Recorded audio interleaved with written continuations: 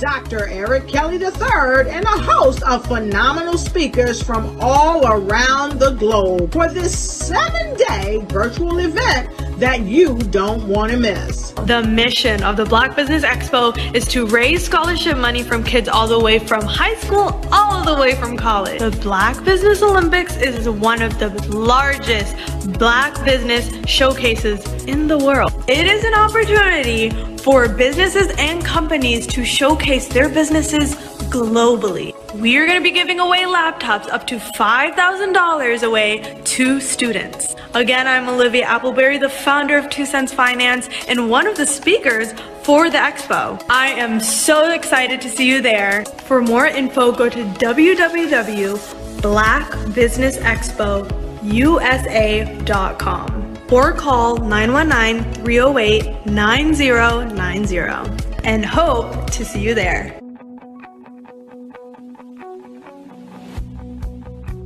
I am Black Business. From the moment I wake until the time I sleep. Yes, I am Black Business. I am Black Business. Tell me, are you Black Business? I am Black Business. Do you support Black businesses? Listen, I support Black business because I am Black Business. Black Business Expo, one of the largest business showcases in the history of Black business in the world. The world! Sign up today at www.blackbusinessexpousa.com or call 919-308-9090. I am Black Business. I am Black Business. From the moment I wake until the time I sleep, I am Black Business. I am Black Business. Are you Black Business? I am Black Business. Do you support Black businesses? I support Black business because I am Black Business. Black Business Expo, one of the largest business showcases in the history of Black America in North Carolina. Sign up today at www.blackbusinessexpousa.com or call 919-380-9090. I am Black Business. I am Black Business. From the moment I wake until the time I sleep, I am Black Business. I am Black Business. Are you Black Business? I am Black Business. Do you support Black businesses? I support Black business because I am Black Business. Black Business Expo, one of the largest business showcases in the history of Black America in North Carolina. Sign up today at www.blackbusinessexpousa.com or call 919-380-9090. I am Black Business. I am Black Business. From the moment I wake until the time I sleep, I am Black business. I am Black business. Are you Black business? I am Black business. Do you support Black businesses? I support Black business because I am Black business. Black Business Expo, one of the largest business showcases in the history of Black America in North Carolina. Sign up today at www.blackbusinessexpousa.com or call 919-380-9090. I am Black business. I am Black business. Over the past few years, we've seen the growth of existing and new initiatives focused on financial inclusion, building global networks, and reducing the wealth gap in response to the idea there's not enough seats at the table. Whether their outcomes are to increase the representation of Black executives on corporate boards, ensure an inclusive global economy, or to create new U.S. African commercial pathways, the strategies are often carried out by separate programs. The question is, should they be? With the continent of Africa being home to more than half of the world's fastest growing economies, the youngest workforce, over 400 companies generating more than $1 billion annually, 700 generating more than $500 million annually that are poised for growth, and being the destination of nearly $5 billion in venture capital in 2021. Diversifying U.S. and Africa commercial engagement by building bridges between African businesses and their U.S. diaspora should begin being seen as mutually beneficial. From helping to reduce Africa's enormous capital gap to catalyzing two-way trade opportunities, the COVID-19 global pandemic hopefully has taught us that global challenges and opportunities are more interconnected than we thought. During the pandemic, African companies like Unicorn Flutterwave, insurance provider Reliance Health, ride-hailing app Yasir, and 54Gene, the continent's first bank of DNA on people of African descent, proved that when African companies have access to networks, capital, and information, they grow big, grow fast, and create solutions that are valuable to the world. This is why BDirect was created. We are the first U.S.-based but African-centric board preparedness and board search company designed to connect U.S. Black talent and corporations to African businesses. Unique and fundamental to BDirect's success is our process of helping board candidates adapt their experience and networks to an African context before they're connected to high-growth companies that are looking to locally and globally scale. From our focus groups with African business execs and government leaders, we don't ignore the sentiment that business is easy, but people are hard. Having a pool of board candidates with hard-to-access networks and extensive experience across the business life cycle, including successfully raising capital, is table stakes for an initiative like this. So yes, we have that. But corporate or entrepreneurial success in the U.S. does not guarantee success in Africa. Developed alongside industry partners on the continent, our training program, BDirect Prep, is designed to transpose their experience to create cultural comfort, understanding, and a commitment to helping businesses in Africa scale. Our board governance sessions are African continental and country specific, integrated with cultural awareness and dexterity training, masterclasses led by African industry execs, and mentoring and coaching from African continental-based facilitators. But even more unique to BDirect Prep, we cap off our training program with an immersion trip to help candidates that have not been to Africa before see and feel Africa's complexity and opportunity from African soil. We all know traditional network-based board placement has historically left a lot of us out of ever really being in the paid board pipeline. Our strategy supports the work of many great organizations that are successfully filling seats at U.S. board tables by creating more tables for those that are still left on the sideline. It's time to start seeing the role and value of U.S. Black talent and businesses on the continent of Africa differently. Old perceptions and habits limit economic inclusion. Let's transition Black talent and the African businesses they will support from the periphery of the global economy to its core. Living in a global lockdown, we all know now how fast local and global economies can change, and see the value of having businesses that hire, strengthen local value chains, and even grow globally. Status quo in any form holds back progress. We must democratize U.S.-Africa commercial engagement by socially and economically connecting cultures that have long been disconnected. It's time for Africa's U.S. diaspora to redefine their global value by helping African businesses scale continentally and globally. Ladies and gentlemen, and fellow professionals, please allow me to introduce myself.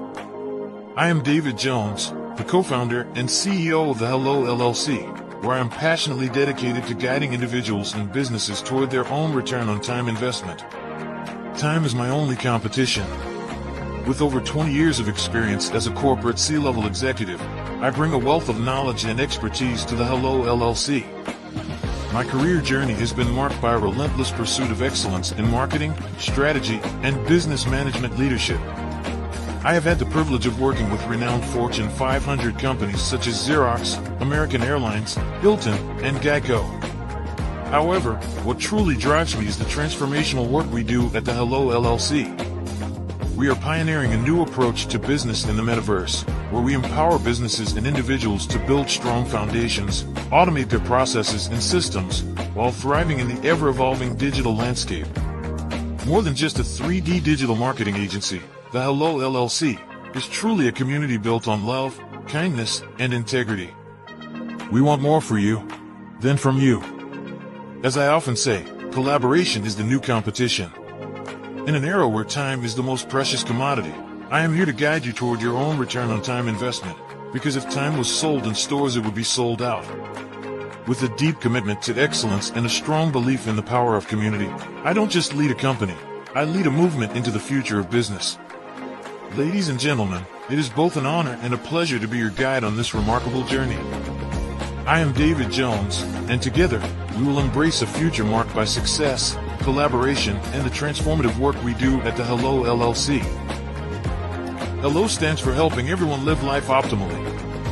So, let's make that pivot together and start living life optimally today. Social media is evolving. It's more vibrant, more colorful, more energetic, and so are you.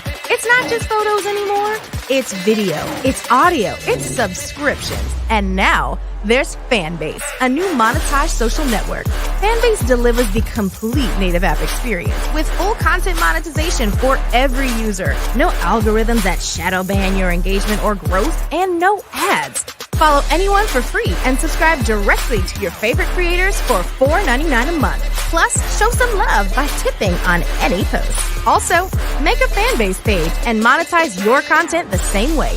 Finally, connect with your followers by posting the amazing content you already create. And now, get paid for it. It's time to energize and monetize, because everyone's a fan of something and everyone has a fan base.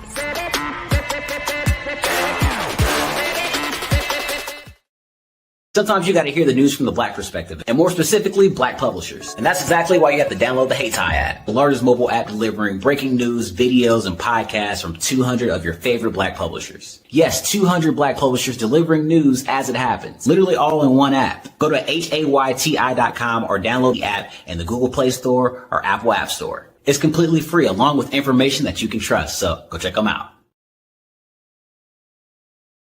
Hello, I am Dr. Eric Kelly III, the visionary strategist and founder of the Black Business Olympics.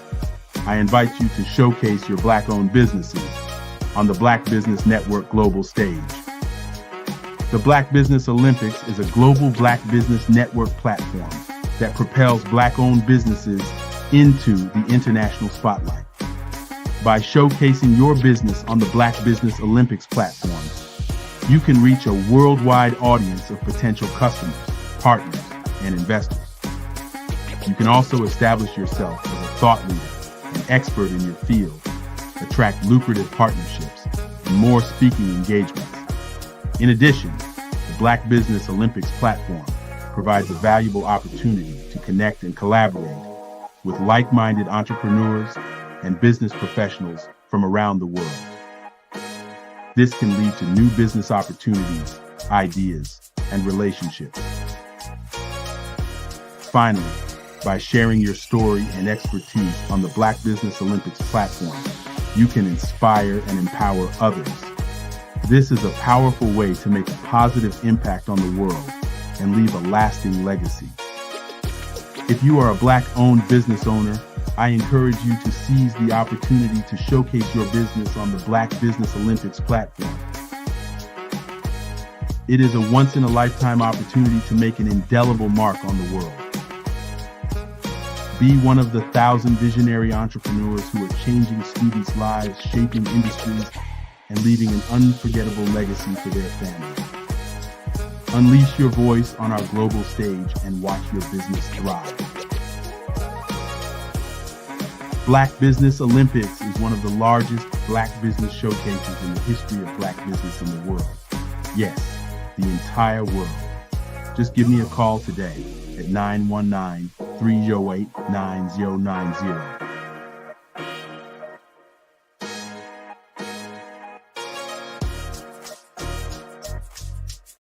I'm Kennedy Harris. My genius is being an entrepreneur.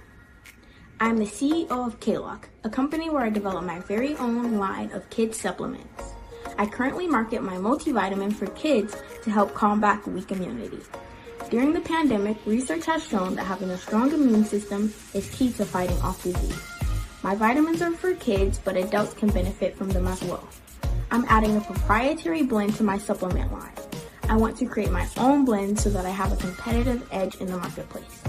Staying healthy is important to me so that we live longer and have healthier lives. My website is klockproducts.com. That is Klock. Genius is common.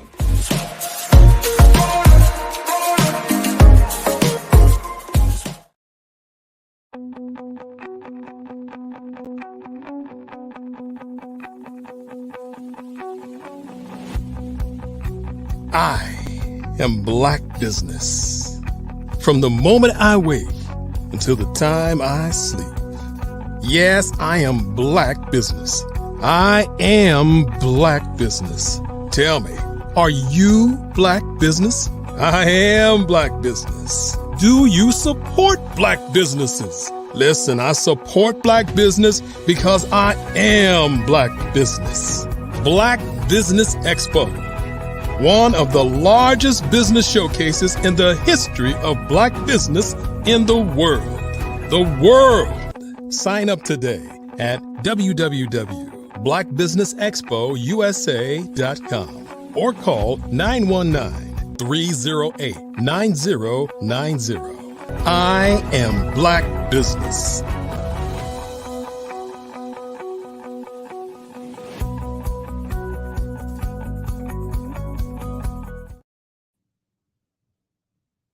Good afternoon, business owners, entrepreneurs, thought leaders, and corporations. Welcome to the Black Business Network. My name is Kevin Hooks. I am your business moderator for this afternoon on the Black Business Network. The Black Business Network is a 24-hour business network showcasing Black businesses, business owners, entrepreneurs, and thought leaders worldwide. We have speakers from North Carolina, London, Singapore, Africa, Japan, and cities all over the United States. The Black Business Network is a global community sharing its business knowledge to empower, inspire, and educate businesses about business. Our first speaker is Kimberly Inez Mays. Kimberly Mays, founder of Creative Digital Systems, is a digital marketing fanatic, marketing automation evangelist, speaker, and trainer.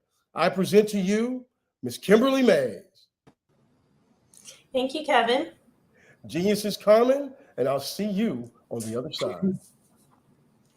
All right. Hello, everyone. My name is Kimberly Inez Mays, and as I was introduced, I love all things technology and digital marketing. And today, I'm just going to keep it light and casual because I know that there's a lot of information out there to consume and to process. So hopefully you find this not as interactive as possible. I'll also check comments and then also just really talk about some of the things that we can do in 2024 as it pertains to the digital landscape in our business. So a little bit about me is that I started in my profession all the way back in, I would say, even the late 90s. Even though I was a high school student, I always remained super curious. And the thing is about me is I always really love to build. So if there was a solution or if there was like some sort of problem to be solved with computers, I was always the one staying up late and just fiddling around. So through that curiosity, I learned how to create websites, learned how to code, and learned how to do a lot of things that really now pay dividends when it comes to promoting one's business, oneself, and really just making sure that you have the appropriate online marketing collateral out there. So fast forward all the way to today, not only do I do websites, but I also do email marketing, automation, and now you may have heard of a little thing called AI. So AI is something that is very near and dear to my heart because just like a lot of the other technologies before it, sometimes people don't understand it, fear it, and then worst of all is they avoid it. And the thing that I want to talk about today is how not to avoid artificial intelligence, what it is, what it isn't, and how you can use it. So what it is, and you may have heard of it, you may have heard of at least one AI tool, one of many. The concept is not new, by the way, but a lot of these tools are. You may have heard of the big one, ChatGPT. It's made by a company called OpenAI, and that is just but one company that is making these AI tools. So they all use what's known as natural language processing, which takes large data sets from all over the internet, all over scholarly resources, articles, and really compiles it and organize it in a way that when you give it a command known as a prompt, you get an intelligent response back. Now, this is not by accident. It's not magic. It's through deliberate and meticulous programming of the model. Now, why am I going into all these technical details? Well, it's good to know how things work at a high level, even if you're not going to be doing that work. Because here's what it means for your business. It means that you can use these tools trained on data from all over to now do your market research, your content creation. You can use it for just about anything that you think of. So while people are afraid of being replaced or, maybe their work stolen, yes, these are valid concerns, ethical concerns, notwithstanding, but I see it as something that is definitely not going away. So how do we navigate that, especially as business owners? So I'm just going to provide just a couple of concepts and a couple of ideas that you can think of when using artificial intelligence. Number one, if you have not yet already tried it, the best way to learn anything, in my opinion, is to just jump in and get an account. Luckily, ChatGPT, at least the free version right now, is available. There's also other models, Claude.ai, and there's a few others. There's also Bing. So if you are going into your Windows machine, there's Copilot, there's Bing, that all use these principles. Go and ask it to do something in your business that you normally would take a long time doing. Like you can command it to write a follow-up email to lead or a prospect or a peer. You can use it to write a social media post. You can use it to do a bunch of stuff. See what you get out based on what you put into it. And over time, you will find that different things that you say or different things that you prompt it with will yield different results. And that is really the best way to learn, is by experimentation and by observation. Just watch what other people are doing, join groups, ask questions, and get very curious, because I believe that out of the curiosity, we can build really, really cool things. And just check it out. See what it's like for your business. See if you can cut down some of the mundane things you've been doing. Now, for quite some time, for years, I talk about marketing automation. So how does artificial intelligence and marketing automation kind of go hand in hand? Well, they do by generating the content for you, and then you're using marketing automation as the machine by which you would disseminate it. So for example, I'm a big proponent of email marketing, email automation. So if you set up emails to go out at certain intervals based on a customer's action, if they purchase a product, which product they purchased, you can then use AI to formulate the content for you.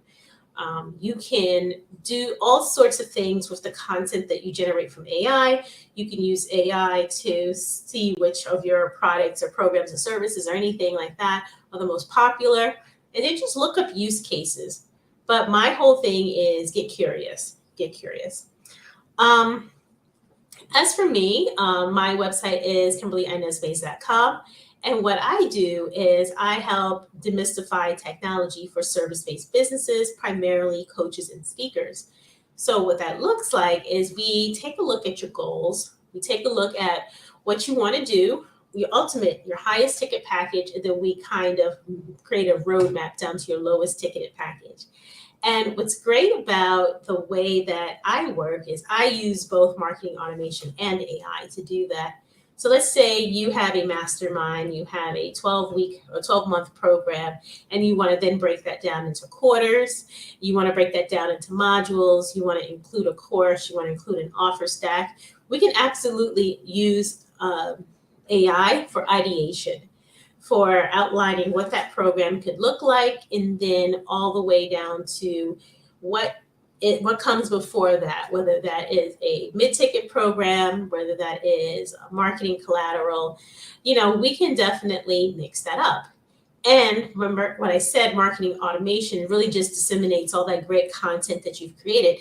Now we can use AI to formulate that marketing plan, revise it, refine it, see if it works for you, even get the step-by-step execution down to a T. Because remember, these models have been trained on a lot of data. So this data, if we were to go out and try to procure it on our own, it would be very difficult to do so because, again, we don't have the time, energy, or the reach that the model has already done for us. So these are the things that aren't really talked about when it comes to using some of these tools. It's just like, okay, it can create an email, create a landing page, create a sales page. But when you want to look at how do you use it for ideation and research, it can do so much more. And the only way you could do that is by getting very curious about what it does and what it can do for you. So just keep that in mind, as if there's anything that is intimidating, overwhelming, scary, or whatnot, you can always use your own sense of curiosity and adventure to navigate you through it. I believe that anything can be demystified. I believe anything can be made simple. It's about trial and error, and it is also about support. So you have people like me who do teach this stuff in a way that's not intimidating. So if you have a particular North Star place you're trying to get to, evaluate and vet any procedure, anything that comes your way that can help you get to that North Star. I'm gonna take a sip of water and then I'm gonna keep talking. But basically, this is uncharted territory, and it's changing literally every single week. There is a new tool out there. Sorry, my throat's a little parched. So that is what I really wanted to talk about today. I know that, like, when you think of AI, you may think of like ChatGPT, but I really want to challenge you, if you've already used ChatGPT, to use other ones as well. See what else is out there. Go online, Google the best AI tools to use for, whatever use case you need. For example, I've created multiple types of content and videos, even with AI. You could take a video, use AI to find the points in the video where you introduce a new thought. And then through that process, you can then go in and then make chapters. You can do this for your podcast. You can do this for a lot of other things that would normally take a lot of time. You can take a video, transcribe it. You can make show notes, blog posts. You can even make books out of it. But just make sure that anything you produce is vetted by you. You read through it, you understand it, you know it, you are synthesizing it. And then also, just making sure that you then have the systems behind it to disseminate and push out the content that you create, to implement the strategies that you now have as a result of using AI.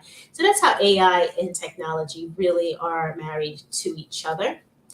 They are literally two things that you cannot do without in your business as it pertains to being online and being a service-based business, especially if you want to stand out above the noise.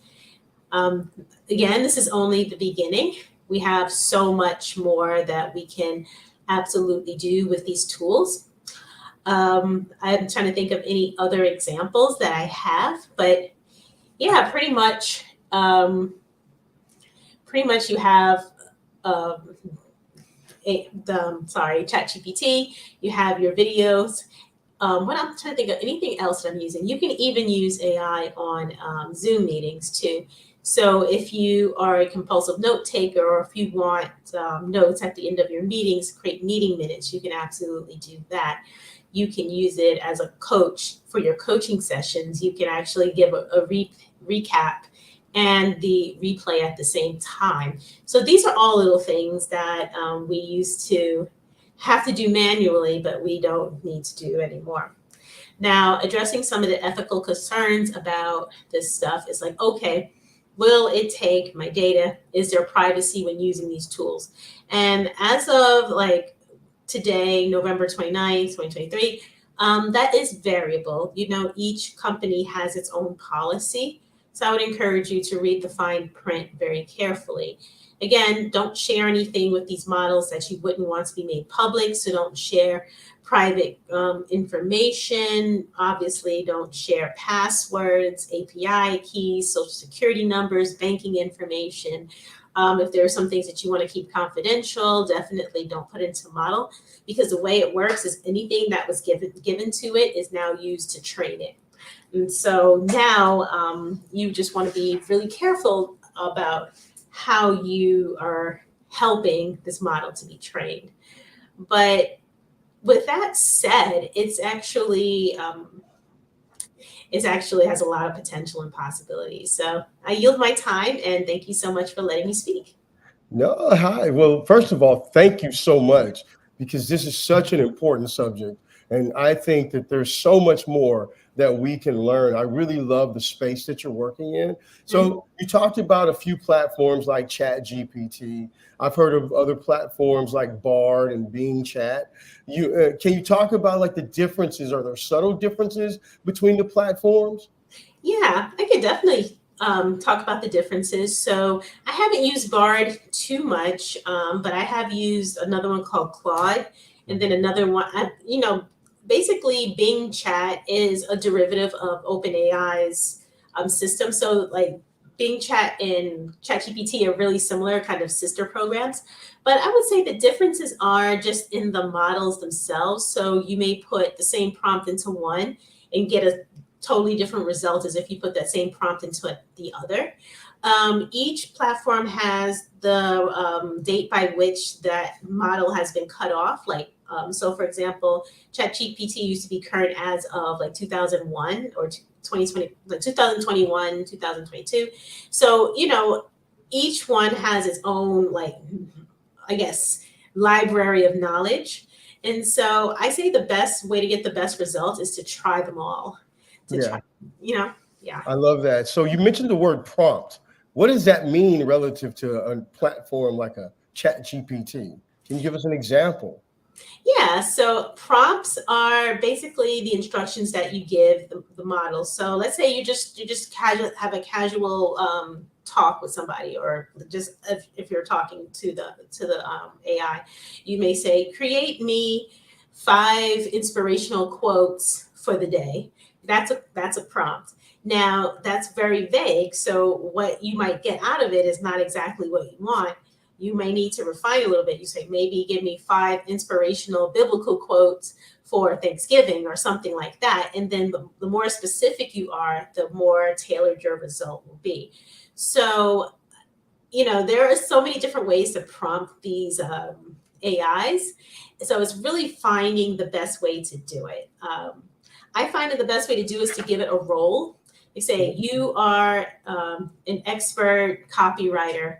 You're an inspirational writer. Please create me 5 quotes. And then the quotes that you give it will be different because now it's thinking, okay, well, let me pull from, these inspirational writers or something like that. So, I say that there are a lot of people out there selling prompts, and it's not a bad thing, but I say this knowledge is also available for free if you're willing to play around with it and then to see what works for you. So like, for example, just to make sure I understand this properly, if I'm like, for example, want to be a hip hop artist, I could say, so I want to make a song and I want to combine Biggie, Tupac, and Nas, and I want the lyrics to talk about this. And it might give me examples. Yeah, it would give you examples. Now, I will say the caveat that each model has been programmed with like filters or sensors. So it may not talk about everything those rappers talk about. So yeah, but it will try to mimic their style. So one fun thing that you can do is say, okay, well, give me a rap song, but in the style of Shakespeare. So it'll like give you that Shakespearean style and things like that. So, you can have it give you back information in the style of a person. I've had it write rap songs for me before, but it's not really good, but yes, you can absolutely do that. So if you like Ernest Hemingway or any of the inspirational writers out there, you can definitely say you're influenced by so-and-so. I can hear Romeo. I'm not a rapper. I just really think that's awesome that you can use the tool. And I feel like that's what it is. At first, when I first started hearing about it, I was afraid, especially as a person of color, if I used something like that in a workplace environment, that someone was thinking I couldn't do my job, that I was cheating. This sounds more like it's a collaboration tool than a cheat code. What do you say to that? Yeah, that's exactly it. So some corporations have blocked it. And some corporations are now making their own AIs for their staff to use. Like Samsung, for example, made its own because it didn't want its developers putting in passwords and secrets and stuff into ChatGPT. But I say that it's more of a tool, really, because it sounds awful, but garbage in, garbage out. So if you just say, okay, write an essay for me, and then you copy paste and then just go give that essay away, you can get inaccurate information. You can get things that are wrong, and then it won't sound like you. I know especially for ChatGPT, it has a particular writing style. It uses a lot of words, and it's very detectable. So I would say use it as a tool, but not as it can't do your job for you, because the prompts and the information that you give it is really your own intellectual brain power, not necessarily so much what you get out of it. Can you talk about other things that you do to help, people, especially in the service space, really take advantage of these kinds of technologies? Does this help raise money for nonprofits? Can it help me find new revenue streams for my businesses and things like that? How do you help us use the tool that way? Yeah, so I say it's all about ideation. So I speak a lot about ChatGPT because that's just the big one out right now. But if you use the paid version, it does have a larger data set. And you can say, all right, well, instead of help me raise money for my nonprofit, what you can say is I have a nonprofit that does X, Y, and Z. Do some research on the best donors for whoever would donate to that. And then you can say, okay, well, now I'm looking to do a campaign for fundraising. Give me 5 ideas or something. So you have to be really specific, and it can give you those ideas, and then you can take it and then continuously refine. So it's not a one and done type of situation. It's a conversation with it. So what other types of AI software or tools are available besides these language learning models? Yeah. So have you ever heard of Canva? I love Canva. Yeah. So Canva, about maybe 6 weeks ago, came out with a new set of tools called Canva Magic. And so now when you load it up, you can say, oh, give me a presentation on, like fundraising or something like that. And it will give you the whole presentation with the bullet points and everything. Of course, it just needs to be refined, but they baked AI into their product. So you could just say, hey, create an image for me for Black Friday. I need it to be, black and red and white and have this thing on it, and it will create that for you. So it's not only just text generation, but you can generate images. And then I also have a couple of video tools that I like as well that, I think I had said this too, like you could take a piece of long form video content and then have it identify where you are, points that you've made, and then turn those into chapters. So you can literally turn them into YouTube shorts, reels, even short form videos. So that's how a lot of the influencers have so much content, is they just repurpose. Yeah. So it almost does some editing for you in a sort of more efficient way. So that's interesting, because one of my big concerns, now you touched on it a bit, was the challenges it might face, if using a product like Canva. And for those of you who don't know what Canva is, it's sort of similar to PowerPoint and other presentation software tools like that. But if you ask it to say, I need, create a picture of the perfect executive, oftentimes that person doesn't look like you or I. So are there things that we could do to make it, be a little bit more culturally competitive and competent? Yeah, and you raise a really good point too, that there is still a bias. If I wanted to generate images, I have to specify I need a Black person, and I think that that's just something that I've just gotten used to. And I think there is now more of a push for diversity in the data sets, but the companies aren't going to tell you, okay, well, I tweaked the algorithm to do X, Y, and Z. But that's why I say just test a bunch of them out. But typically, yeah, you probably will need to refine it a little bit, and then just really vet the content, really vet what you're getting back. I mean, it's trained not to give like controversial answers, but every now and then, something might slip in. So you just have to be really cautious about what you submit.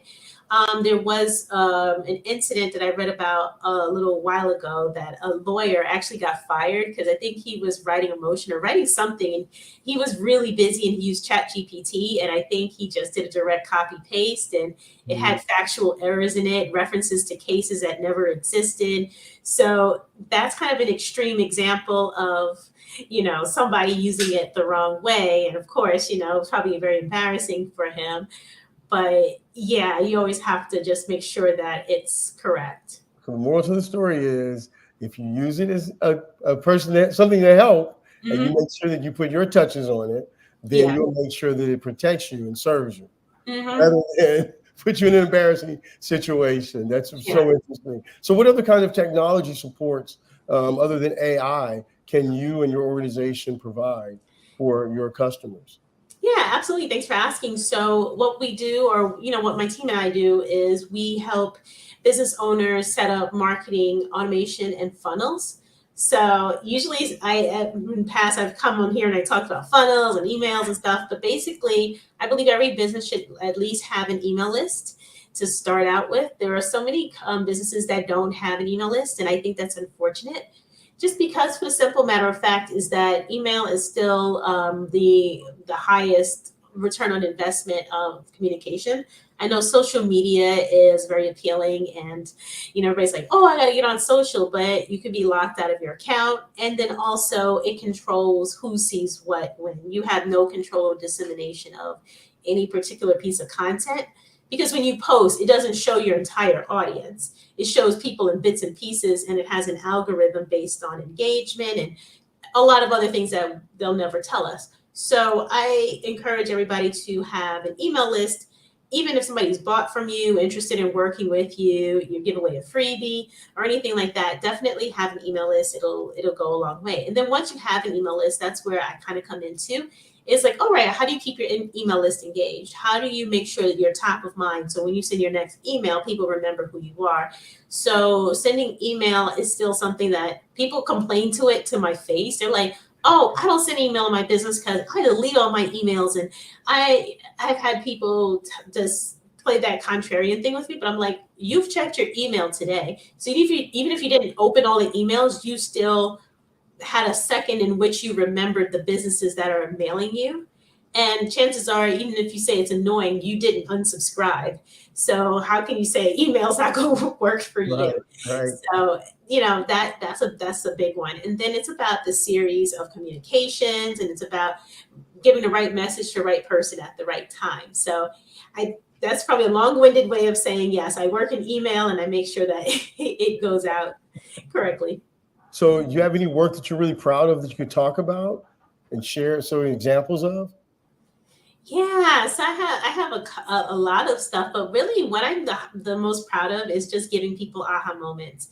Not only am I just really behind the scenes in front of a computer doing work for people, but I really love just giving people fresh ideas and fresh concepts and just even empowering them to do it themselves. That's what makes me the happiest when somebody says, "Oh, Kim, I've been following you and taking your courses and stuff for a while, and my email list for my program has grown. I now know how to send an email. I now know how to put together a landing page and a lead magnet and a funnel. And now I'm making sales and stuff." That makes me happy because, I can do work for people, but if they don't use what was built, it doesn't do anything. But when you kind of show people, even if they don't do the work, but they understand it, that's a bigger win for me. No, I think that that's fantastic, and the work that you're doing is very valuable and needed, especially as we continue to onboard all these new businesses in all of the typically underrepresented communities, but mostly from a service-driven standpoint. So thank you for what you do. So where can we find you? Can we get a plug before you go? A website or a social media post? Yeah, so my website is just my full name that you see here, KimberlyInezMays.com. And then in there, I have a link to a freebie, which is one of the chapters in my book. So I've also written a book about marketing. I should have it here with me. So I did write my book. So you get a free chapter from my book, Perfectly Persuasive: Marketing to Both Cats and Humans in the Digital Age. Talked about comparing, contrasting marketing to people and marketing to cats. Is a free chapter there. And then everything else that I do is on my website. So that's fantastic. Well, I'd like to thank you on behalf of the Black Business Network, Ms. Kimberly Inez Mays. Thank you for all the work that you do. And genius is coming, and I'll see you on the other side. Thank you. Bye. The Black Business Expo's mission is to raise funds for high school seniors going to college or K-12 entrepreneurs. This expo is a fundraiser for students, and you may go to www.blackbusinessexpousa.com to donate to the scholarship fund, or use the Cash App that's on the screen below. Our goal is to give laptops and up to $5,000 to 10 students. Students can register online at www.blackbusinessexpousa.com. Every dollar counts. So we want to remind you to donate to the scholarship fund. And we want to thank our Black Business Expo USA sponsors: NC100, Moody Capital Partners, Suede Soul, Lotus Reach Coaching Training, Hello LLC, Carolina, Virginia Minority Supplier Development Council, Step Management, Barbara H. M. Smith LLC, Margie McLean Foundation, Inc., 5-Star BDM Media, Genius is Common, Earth Essentials, Mullane Shiny Global, Executive Women's Success Institute, The Quality Coaching Company, Superwoman Business Services, Creative Force Studios, Lee Entertainment, Artistic App Design, Black Business Expo USA. Genius is coming, and I'll see you on the other side. What if you could build your own city? A place where every child can find nurturing people to help them achieve their full potential. A place where every adult can access job training support, where health education is abundant, where social justice ruled the land. A place without limitations. Welcome. You have arrived at STEM City USA. It is what every city should be. A safe and trusted community where you find people and resources to help you become everything you are and beyond. STEM City is unlike anything you have ever experienced. It is a digital twin of the world around you, only better. STEM City is about energy and soul renewal. It is more than a digital world. You can almost feel the power of live cultural events, music, and theater. STEM City promises a better future for children with caring mentors and hands-on activities with dedicated tutors to support our youth. STEM City is your passport to a healthy lifestyle with weekly events addressing our community's many issues. STEM City is your financial well-being with helpful information on wealth management, career advancement, job training, and so much more. STEM City is the community you deserve. It is the city where your dreams can come true. STEM City USA, a place in the sky that is accessible to all who reach for the stars.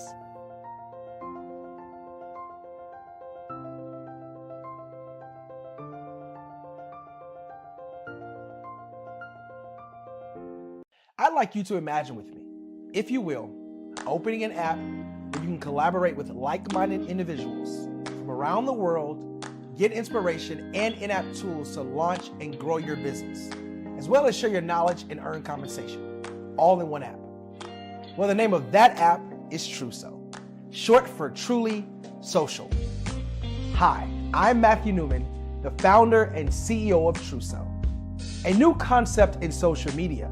Truso is designed from the ground up to be a platform that's both social and empowering for all its users. How exactly do we do that? I'm glad you asked. First, Truso brings the world together via video. Psychologists assert that video provides a significantly more effective connection than audio only. When you enter a community on Truso, you're face to face. Second, on Truso, you don't have to have 1 million followers to monetize. Our business model allows all hosts and moderators to monetize, no matter the size of your following, by 1, producing fee-based content, and 2, inviting others to join the platform as subscribers. Even more, Truso has an in-app resource library with over 100 free resources, forms, and documents to help you build your brand and grow your business. Third, Truso is inclusive. The deaf and hard of hearing communities make up 360 million people worldwide. Unlike audio-only apps, Truso embraces its community, providing a networking platform that allows them to participate via video and closed captioning. We even have a deaf and hard of hearing foundation in the works as well. Fourth, Truso is both social and safe. We refer to Truso as a virtual extension of the beauty shop, barbershop, and brainchild of the community. A place where there's laughter, along with wisdom, growth-oriented conversation, and genuine connections in a safe space. Truso even has proprietary security to ensure we maintain a safe environment for everyone. Where are we at now? Truso is live, y'all. We've launched in beta and we're acquiring users daily. We have an incredible development and marketing team, plus amazing celebrity influencers at the table, helping us spread the word around the globe, beginning within the African diaspora and beyond by creating a safe space for growth, connection, and collaboration. We're truly excited about Truso. We've created something special for which there is a global market. And we invite you to embark on this journey with us as a shareholder. The future for Truso is truly bright. Join us and let's go there together.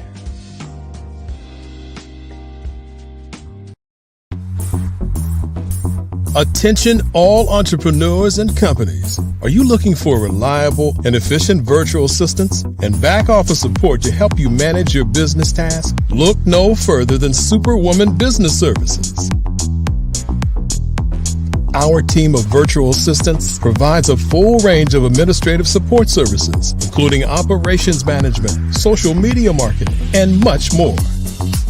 We also offer website design services to help you create a professional online presence that reflects your unique brand. In addition to administrative support and website design, we offer business development and structuring services to help you grow your business and achieve your goals. we'll work closely with you to identify areas of improvement and develop a customized plan to help you reach your full potential.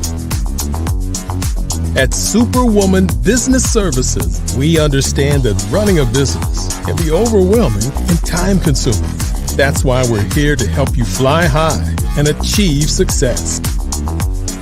Our virtual assistants are highly skilled, experienced, and dedicated to providing you with the support you need to thrive. Come fly with us and take your business to new heights. Let us help you become the superhero entrepreneur you are meant to be.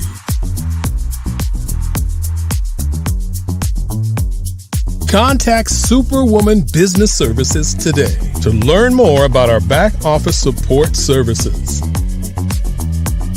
Are you a forward-thinking entrepreneur or business owner? The world is changing faster than ever, and it's time to pivot and adapt to the future. Hello LLC is here to help you do just that. Hello stands for helping enterprises leverage leading-edge optimizations.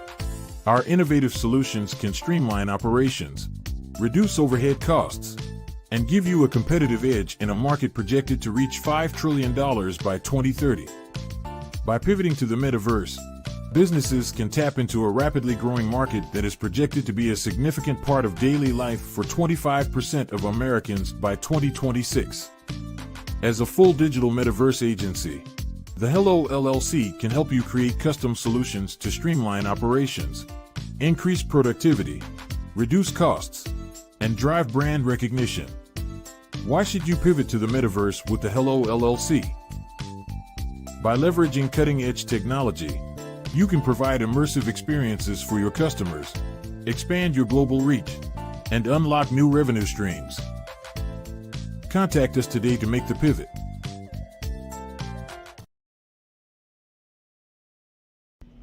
Why do I do what I do? You know, my life coach asked me that a few years ago.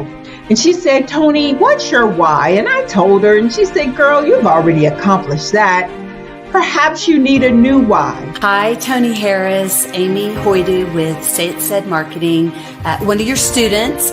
And just wanted to say thank you, Tony Harris, for spending so much time with me and giving me that boost in my business that I so drastically needed.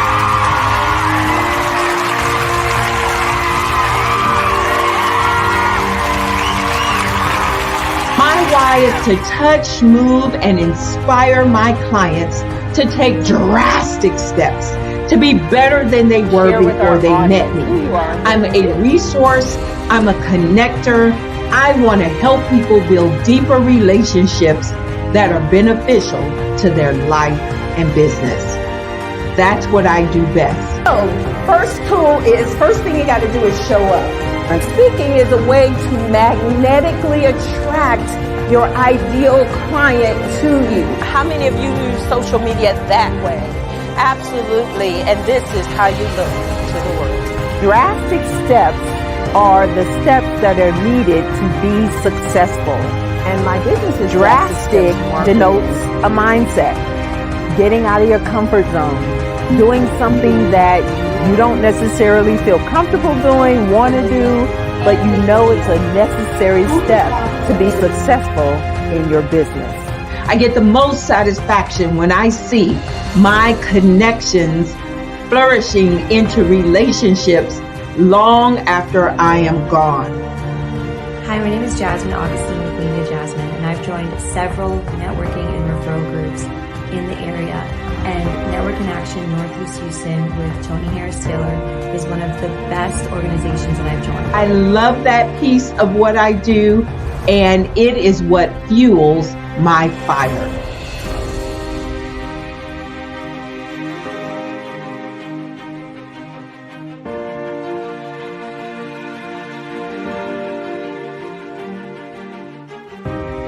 My name is Tony Harris Taylor, saying take a drastic step today for a fantastic tomorrow.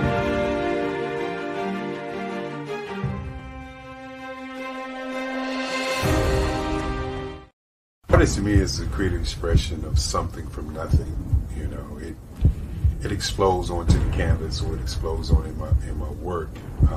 One of the things that I try to do more than anything is I try to just give the lines and the movements and emotions and expressions into to what I do.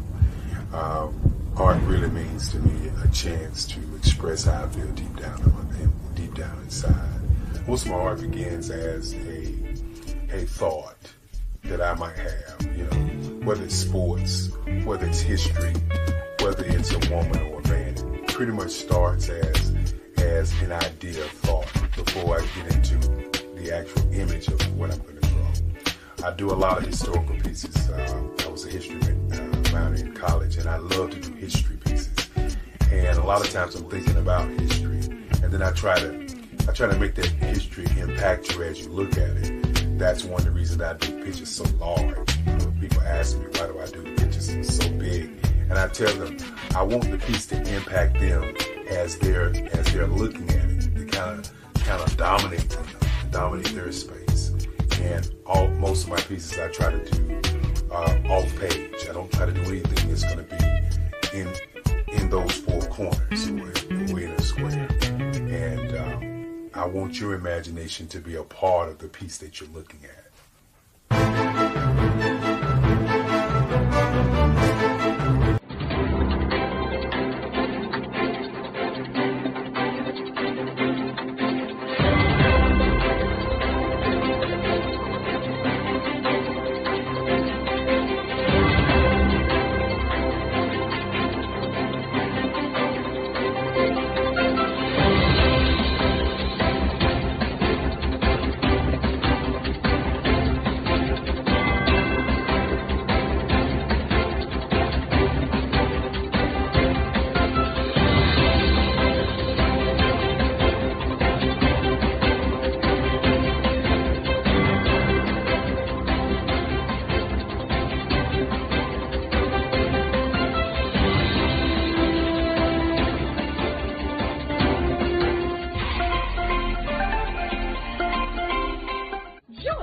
Dr. Eric Kelly III and a host of phenomenal speakers from all around the globe for this 7-day virtual event that you don't want to miss.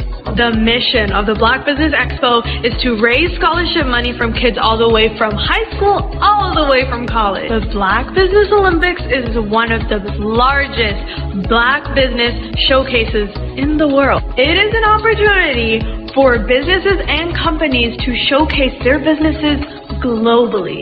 We are going to be giving away laptops up to $5,000 away to students. Again, I'm Olivia Appleberry, the founder of 2 Cents Finance and one of the speakers for the expo. I am so excited to see you there. For more info, go to www.blackbusinessexpousa.com or call 919-308-9090 and hope to see you there. I am Black Business. From the moment I wake until the time I sleep. Yes, I am Black Business. I am Black Business. Tell me, are you Black Business? I am Black Business. Do you support Black businesses?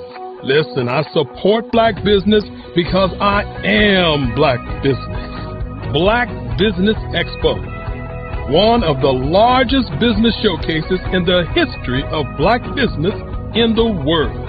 The world! Sign up today at www.blackbusinessexpousa.com or call 919-308-9090. I am Black Business. I am Black Business. From the moment I wake until the time I sleep, I am Black Business. I am Black Business. Are you Black Business?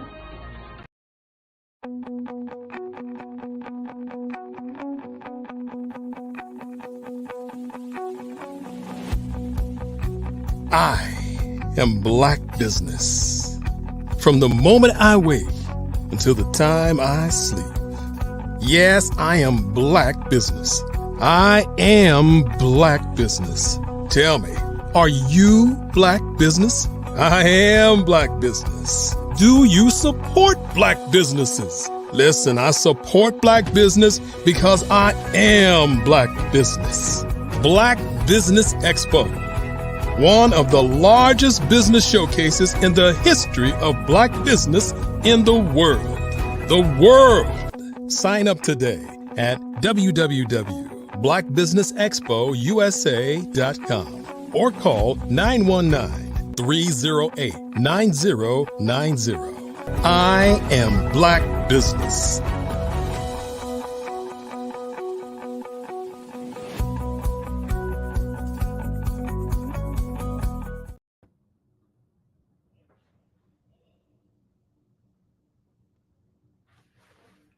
Good evening, business owners, entrepreneurs, thought leaders, and corporations.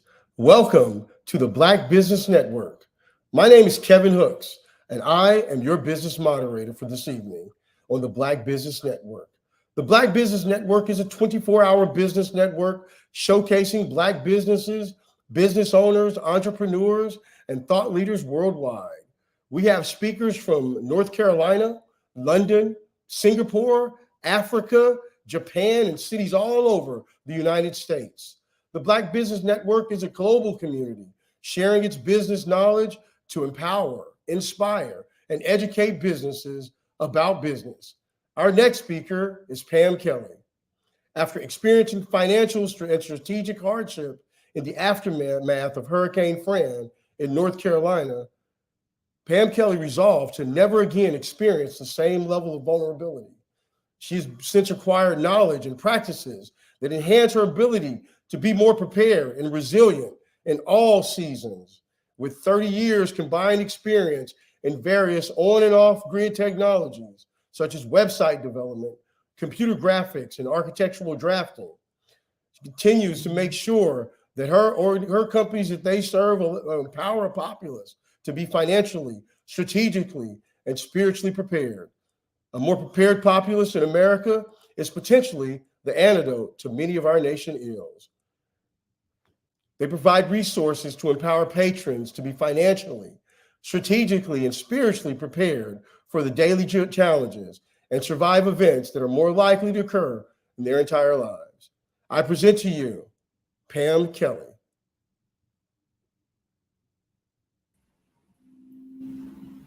Genius is coming. Good evening. And I'll see you on the other side. Enjoy. We're looking forward to it.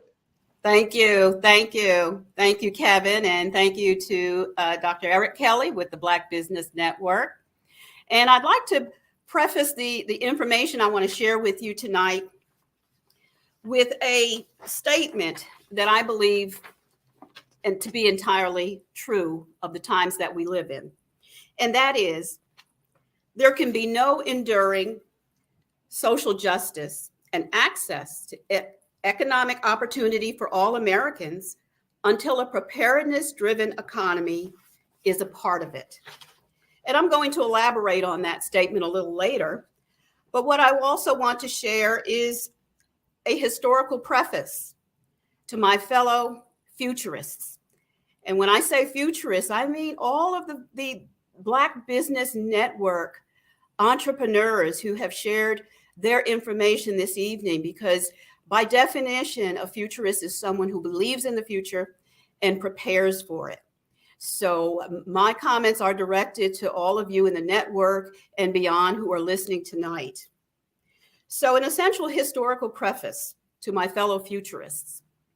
Every American of African descent descends from a prior generation that refused to give in and give up amidst the racial challenges and oppressions of their day.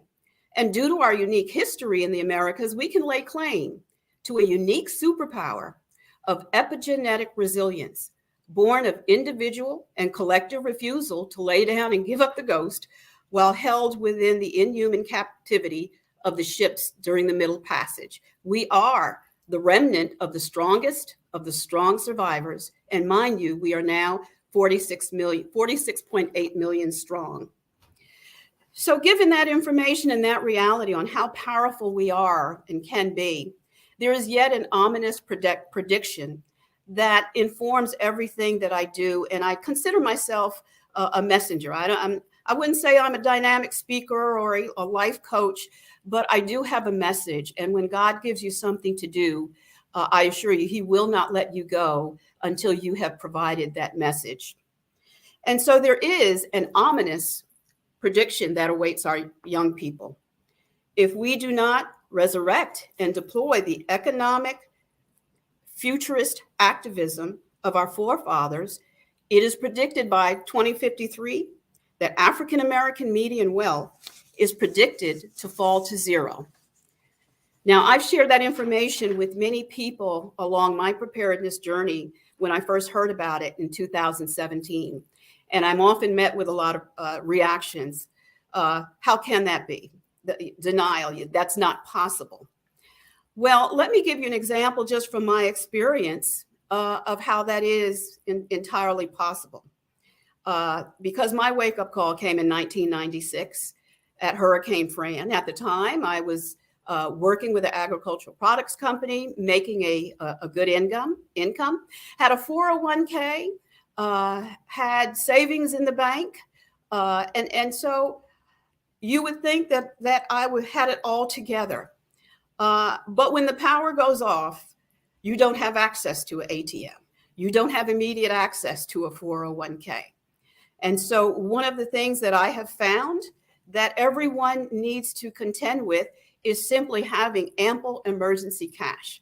So for all of my confidence in my education, my certification, my assets, I found myself without any immediate liquid assets, very little, to get through 10 days without power, without communications, and with 2 young children. So as Kevin shared in my bio, I was able to overcome that basically just through faith and a resilience. Again, the resilience of our ancestors, that there is a core of futurism within us, that we've been through many personal doomsdays in America. And you end up becoming either 2 things. One who descends into just believing that there's never going to be a better day, descending into despair, or you become a futurist. And it was at that moment in 1996, I said, no matter how bad it is, it's going to get better. And so by faith and preparedness, and I realized that I had to change. So that is my story, and that is how I evolved to become a prepper since 1996. And I'm not a doomsday prepper. I am what's called a life cycle prepper, because there is no perfect preparedness plan for a doomsday event. In that event, you simply have to believe in prayer, believe that God has it all under control. And so it's really the everyday potential of doomsday, personal doomsdays, that I encourage people and provide services to help people develop what I call tier 1 preparedness. Again, dating back to my experience of not having enough emergency cash, that is the one thing that we do not consider in all of our financial preparedness. We do 401k, we do investments, but I am pretty grassroots. That's where I keep it. So I try to engage people with tips and products and services that help you acquire, first of all, that tier 1 preparedness emergency cash. So getting back to that statistic that I shared with you, that by 2053, unless we change how we manage collectively our income, our assets, it is possible that by 2053, African American median wealth will sink to zero. And so there are 5 reasons for that. Again, when we do not have emergency cash, it means that you begin to look to other means of covering an expense, whether it's a car repair or a sudden emergency by one of your young people, your children, those things need to be covered, first of all, Tier 1 emergency cash stash. Also, we do not make preparation for our assets at the end of life. So there's two things, emergency cash stash and plus not making plans for end of life. And we do not have a will or living will. These are two things that I provide resources again. And also I serve as a professional witness so that people are able to create their living will and last will and testament that needs to be kept on hand as part of your documents. Second thing, we don't keep our documents in order. You need to keep them readily available in case of an emergency. The other thing is that we do overspend. Statistically, African Americans have the lowest savings and spend a lot of their dollar, pretty much most of it, outside of our community.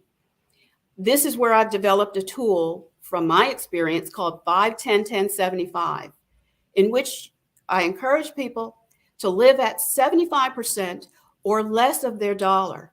When you do that, that means you're able to save 10% for savings, 10% for giving back to your community, and 5%, which is probably the most impactful area of your bucketing of your dollar, is that 5% at least should go back into businesses of your kinship community.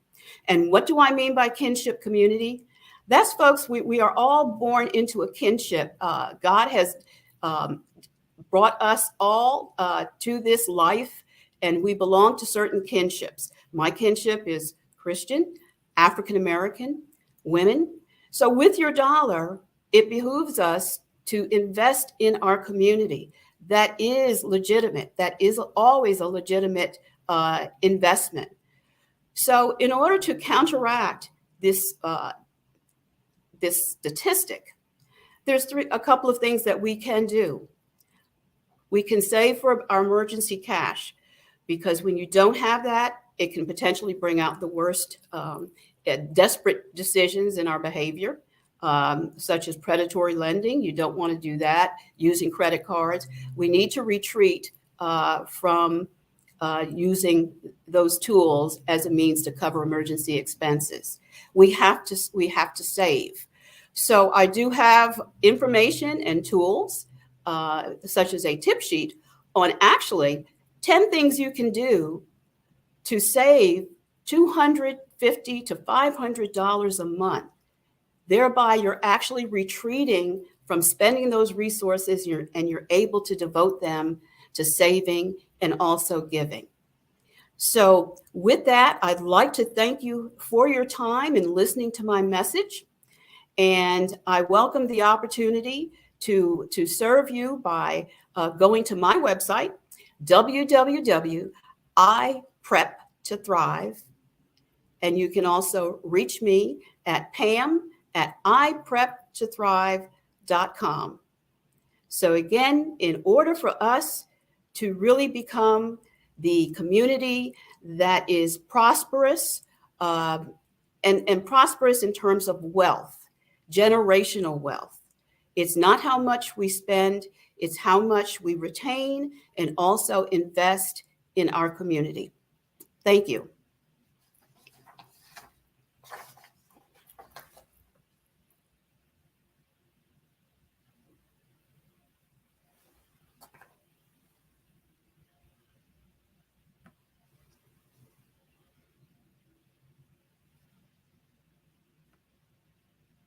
So if anyone, if Kevin or the moderators have any questions that they would like to ask about iPrep to Thrive, and to give you some additional information, you can go to my website, iPrep to Thrive, and you will find information about the tool that I have referred to called Cash Flow 5-10-10-75. And why is that tool so important that we begin to utilize now is because the government, as we have seen, is unpreparedness driven. And at any time, the resources that we have access to, such as the banks, if there is a crisis event, then everyone is probably aware that the banks may, in fact, limit your access to resources. Again, that's the reason why we need to have that emergency cash stash. And to elaborate on that a little bit, everyone has a different, what I call a tipping point cash stash.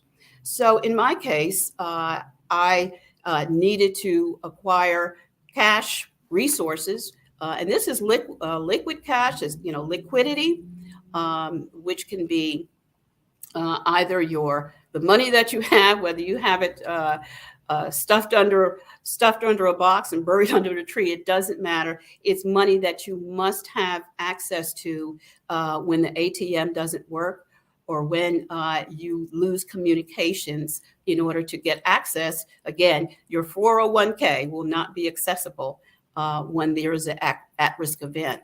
So in my case, an amount of $1,660 actually was my tipping point cash dash, which, I could go to, as they say, get your money right and you'll sleep well at night.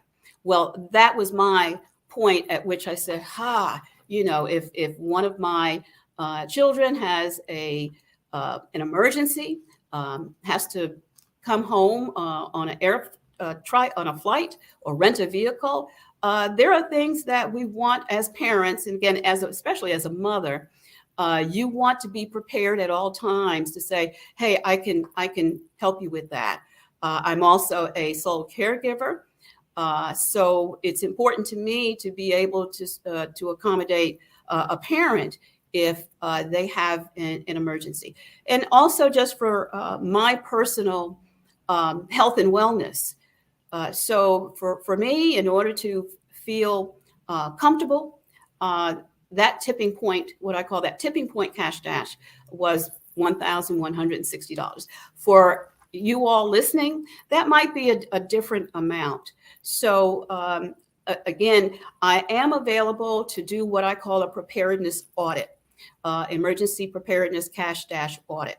That the tool that I make available from my website, it is an app for Android or iPhone that you download, and when you enter any amount, it splits it into buckets of 5, 10, 10, 75.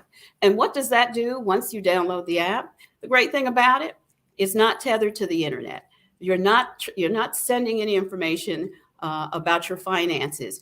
The revelation of whether you're overspending is entirely between you and the app. So if in fact you're spending over your 75% threshold of consumer spending, you're actually spending your more than your 75%, to the point that you're spending so much that you're not able to save, or that you're not able to give back, or even invest in your community. Again, that's kind of where so many of us are at. And as a lifelong habit, by the time you get to in your 50s and even 60s to consider retirement, you find that those habits have not allowed you to achieve perhaps the retirement income that you're looking for. So it's never too late to start. And I can assure you that I've been using 5, 10, 10, 75 probably for about 15 years. So which means it wasn't something that I implemented in my 20s, 30s, or even 40s. But it's never too late. And if you can imagine, if a significant, what I call a critical mass of people in our community began to use my tools, and it's not and what I'm not doing is an invention of the wheel. It's really traditional financial wisdom. So again, at this time, I've concluded my comments, and getting back to my statement that we have to become a preparedness-driven economy if we are going to avert that statistic by 2053 of zero average median wealth for the African American community. We need to begin to establish a collective financial preparedness activity in every household, in every business. And we will survive, revive, and thrive for decades to come. So thank you again, Dr. Kelly. And I believe Kevin is the moderator. And if anyone has any questions, by all means, reach out to me at Pam at iPrep2Thrive. And there you are, Kevin. Hi. Prep to Thrive. And my website is www.iprep2thrive.com. Thank you.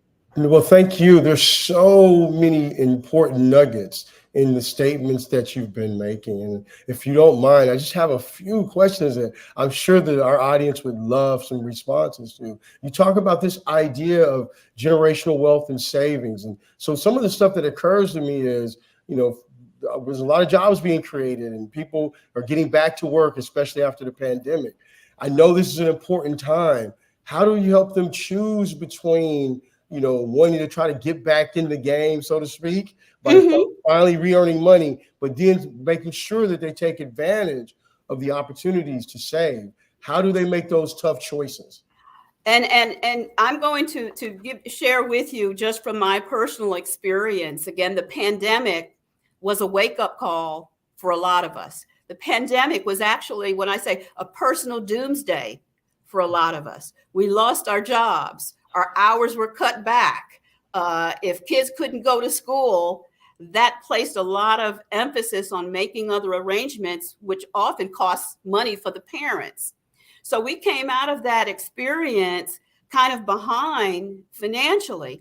And then when we were starting to normalize and get that money back and you want to pay off bills, here's what I had to do because I got behind too. You call your creditors. What I share with people is called cash flow 5, 10, 10, 75. To me, that is your cash flow. There's credit and there's cash flow. You've got to attend to your cash flow first, even if it means calling your creditors and saying, I am behind. Can we work out something to half that payment? Because now you have additional cash flow. And so it's a matter of habits that it has to become habitual, because if you can think back to the 60s before they had credit, the 50s and the 60s, our community, we did save, we did collectively help one another. And that's what I encourage people to hearken back to. Think about before there was credit. What did you do? You did not spend all of that dollar. So right. It's a recent pathology over the past 50 or 60 years when we've had access to credit, loans, that we've started consuming and over consuming our dollar. So you want to get us back to like the Black Wall Street days where we were a community and the dollar turned over like 27 times before it left the community. It turns over 20. Yeah, that dollar before we were even allowed to go into Macy's and places like that. Yeah, we churn, and I call it. There's a word I like to use. It's called churn. We churn our dollar at least 3 or 4 times because, number one, we earned it perhaps from a fellow person in our kinship community.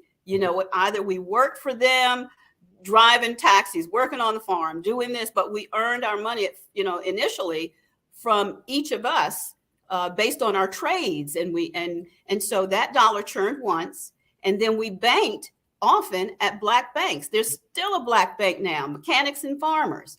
I tell everyone with that 5%, again, going that 5, 10, 10, 75, again, and I have that tool available on my website. That 5% is the most impactful. You take 5 cents out of a dollar and put it in Black bank. There's Mechanics and Farmers. And so a gentleman that I've been collaborating with just last week, he got a grant for a program. He said, Miss Kelly, you know what I did? I went to Mechanics and Farmers. You know what that precedent set a churn, because Mechanics and Farmers then churns that dollar into helping other African-American businesses. So that makes a lot of sense to me. Yes. And then but to get back to specifically answer your question, how do people bounce back? Yes. First, we have to look at that. We do have to change, because most of us have been spending almost 100% of our dollar and not saving enough. We have to get back to that. And I have tools and ways, again, that you can save almost $200 to $500 a month just retreating from certain things that you're spending on. So give me an example. You know, I okay. try to, tighten my belt a little bit, but there's certain things that I need, I need to get a manicure every now and again. How do I avoid my manicure as opposed to saving this money? Instead of the manicure every week, every other week, instead of paying over $200 on a cable bill, get an antenna. Get one of those HD TV antennas. Right. And then for those who the dudes who love the sports, subscribe to like a sports channel, not 10 of them. Not 10. Again, so when we look at our priorities, it's about priorities. And also when you look at when I'm churning that dollar into a manicure every week, who's that dollar churning into? Whose pocket is it going into? That's a great question to ask. So it's two questions. When you're spending your dollar, now I don't mind. I have to get my hair cut every 6 weeks. I'm going to an African-American barber. I give him my money. And what if he were to say, okay, I'm going to put part of that in a black bank. You see how it's just churned 3 times. And then he says, well, I'm going to advertise on Black Business Network. It just churned 4 times. If you can imagine all of us on the African-American Business Network, if we bucketed our dollar, and this is nothing that the mainstream community doesn't do. They do it seamlessly. But because we're somewhat fragmented, because you can't tell by my last name, Kelly, whether I'm white or black. We really have to seek each other out. And that's why the African Black Business Network that Dr. Kelly has put together over the decades, it's phenomenal because now we see each other. And so what if we were to say, I'm intentionally going to churn at least 5% of my dollar? Because a lot of us who are trying to bounce back, we're also self-employed, right? Right. So I'm not intentionally as a business person churning, saying I'm going to churn my dollar back into Black Business Network, just 5%. That exponentially builds to the point that we are able again to start building. And that's another thing, but that's another subject. We need to build. Yeah. So I love it. But how important is it to get your family involved in making this a family affair rather than some one person saying, I'm going to dictate this choice? Absolutely. Somebody does have to become the preparedness czar. Yeah. Preparedness as czar. You know, I am. Mm-hmm. So you have to, someone has to say it is important, and ideally in the household, it has to be, and it's a mindset thing. We have to get every adult in the household to recognize that they are part of the problem and also part of the solution. That preparedness is no longer optional. It's imperative. The government now can't find money to pay its bills every 45 days. That's correct. Which means we now are in a unpreparedness-driven economy. Well, it's been that way. And so the government is telling us by these FEMA commercials, you better get prepared because you can't rely on us. So collectively, and that's what I'm trying to do with my imagery and on my channel, is really to promote collective financial preparedness, which I hearken back to the examples of our forefathers before there was affirmative action, when there was Jim Crow. In fact, it's odd that we were probably more preparedness driven during Jim Crow because you didn't want to get caught. You didn't want to get caught on the highway with no money. Right. Because, and that's something I've often heard from my grandfather, that when he went down south, you had to be prepared. So I heard preparedness, didn't hear it enough in terms of saving my own, doing better with my own money in my early years, but that's the 20s and the 30s, who does? But at some point, So that's what I share on my website. I call it Tier 1 preparedness. I'm not into advising people on their 401k or investments or cryptocurrency. It's simply, I learned from experience. Once you get that Tier 1 cash stash, so that you sleep well at night, if stuff hits the fan, the ATMs don't work, you can't get to your 401k, that you have what's called that tipping point cash stash, so that you sleep well at night. Every family has to have that. And they will find that the anxiety over the things that are going on around you, it doesn't worry you as much anymore. Your blood pressure goes down. So again, I have like 10 tips. Again, cutting back, getting a lunch bag and taking your lunch to work. Right. It's not rocket science, but basically we look at TV. How much TV can you consume in your waking hours? So you're paying a lot of money for just 10 waking hours a day. And so that's one of the main things that when I started cutting back on cable, I cut cable out and I saved like over $100 a month. So that's I love this whole concept. When I was a kid, we had things like home economics, and that helped teach us these kind of tools. And then we had, my parents would say, save a little, give a little, use a little. And so what kind of tools do we have available to model this behavior, not only model the behavior for our young children, but to let them start practicing these behaviors? Well, in fact, I am now partnering with an organization that uses basketball to teach poetry and various, it's amazing. And so they want to do a financial literacy program. So the app that I currently have, which is really directed to the age group 17 on up, we're going to be modifying that to introduce it to young people in the because you have to teach financial preparedness at the earliest possible age. I think that when you teach them, they'll teach us. That's exactly right. And I think that as we talk about the entire life cycle of this, modeling the behavior for young people, but also talking about the importance of how it will impact your ability to retire with dignity. Can you talk about the importance of starting to save early and how it will help you when it comes time for you to retire? Oh, absolutely. Absolutely. And I will say it's never too late, but the earlier, the better, because our mainstream counterparts, they have that conversation with their young people of don't spend all your dollar. That's the first.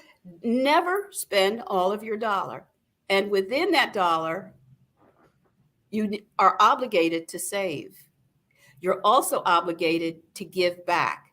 So I think it is difficult now because our kids are being taught by the media industry, by the schools even, to be consumers, to be consumption driven, not preparedness driven or conservative of their resources or good stewards of their resources. So as you're saying, as you shared, Kevin, you're right. It's what I'm sharing is nothing new. It's not a reinvention of the wheel. It's really an innovative application of traditional financial wisdom. And how do we change the mindset so that we get back to where we were as a culture that was preparedness driven and did not consume all of its dollar, and that saved and invested in ourselves? We can do it. It's going to take an imagery industry. And that's one of the things that I'm promoting, a 24/7 imagery industry, because there is a 24/7 imagery industry that's trying to get us to consume all of our dollar. And that's right. And you touched on it a little bit, like how do you address, our young people, especially with social media, being inundated with these images of what success looks like and how, what you use your money for, the latest cars or the most incredible home or the best clothes. When the idea of $1,000 pair of sneakers when I was growing up seemed impossible. And now they're at every mall. And so you want to compete and, if I'm a young man and I want to attract someone that I would be interested in. Well, then sometimes the media tells me I have to wear the certain clothes. I have to drive a certain car. And the same thing with all of the young people. They have their sweet spots. How do you counteract that messaging? Well, it's going to take a concerted effort. And again, I think it takes a few billboards that we own to say, hey, preparedness pays. Preparedness pays. Did you get the girl? You got the $1,000 shoes, but did you really get the girl? Well, I, for one, think that anytime it rains, it's important for us to teach ourselves that the bigger the umbrella, the less wet you get. So I think Well, Kevin, you see, that's an imagery. Again, I am so convinced it's going to take an imagery industry. Yeah.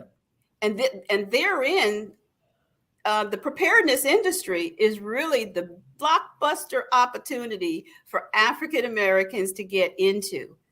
That should become our brand identity, our export. And just that imagery that you shared, the biggest umbrella, there you go. That's a meme. That's a 30-second PSA about the importance of financial preparedness. So that's how we do it. Make preparedness cool. That's how you really get the girl. That's how the woman really gets the guy, not being needy. But when he asked her, do you 5, 10, 10? Look, here you go. Do you 5, 10, 10, 75 your dollar? And she says, yes. Will you marry me? All right, we might be going a little bit too far on this. We're getting all the way down to the marriage lines. However, it's that basic that it really is. between men and women, it's collaboration, kinship, security, common that goals. Applies to wherever you fall on the law of attraction scale. The idea of collaboration and the idea of being aligned, particularly with finances, is extremely important, especially if you're looking for long-term relationships. It's clear that, there are two areas that are the most challenging areas, and that's one of them. Absolutely. And who do you want in your foxhole? Yeah, exactly. Do you want someone prepared or unprepared? So before we go, let's talk a little bit more before we go back over some really easy to remember tools that they can incorporate, and also how they can find you. Okay. And so the most accessible tool, if you're not where you want to be financially, and this is with regard to people who are solopreneurs, entrepreneurs, people who are employees. If you're not where you want to be financially, look at doing a preparedness audit of your dollar. And I have the tool on my website at ipreptothrive.com. It's called Cash Flow 5, 10, 10, 75. You can either download the free Excel spreadsheet where you enter your dollar, and over the course of a month, enter your expenses, and it's going to show you if you're spending over 75%. If you are, I have additional tools to show you how to reduce and to save, to retreat almost from 25% of your spending. Some of these changes are going to be difficult. So that's the first thing, retreating from spending. If you're overspending, retreating from it, and saving and acquiring your tier 1 cash stash. That's number one. And then beyond that, you have to, again, make preparedness a family affair. As Kevin mentioned, you have to begin to incorporate it and teach preparedness early. So that's what I do. I teach, I mentor on financial preparedness now for young people, and it needs to become our next cultural export, I say, so that we will be financially accumulate wealth as we should. Again, that 20 through 53 statistic is very ominous, and it's very it could become very true if we're not accumulating wealth. We have an income. We make an income, 1.6, I think it's $1.6 trillion a year. Mm-hmm. But we don't churn that 1.6 trillion, and we don't save at least 10% of it. That's why that statistic may have a lot of veracity because there's reasons for it. And again, not making a will and a living will, because, you know, at the end of our lives, we may have made a lot of money, but then if you make no provision, it may go to probate, which consumes a lot of wealth, causes family division and other costs. So basically, so I have resources on my website, www.ipreptothrive.com. You can write to me at pam@ipreptothrive.com. And I am more than happy to share those resources and a personalized plan.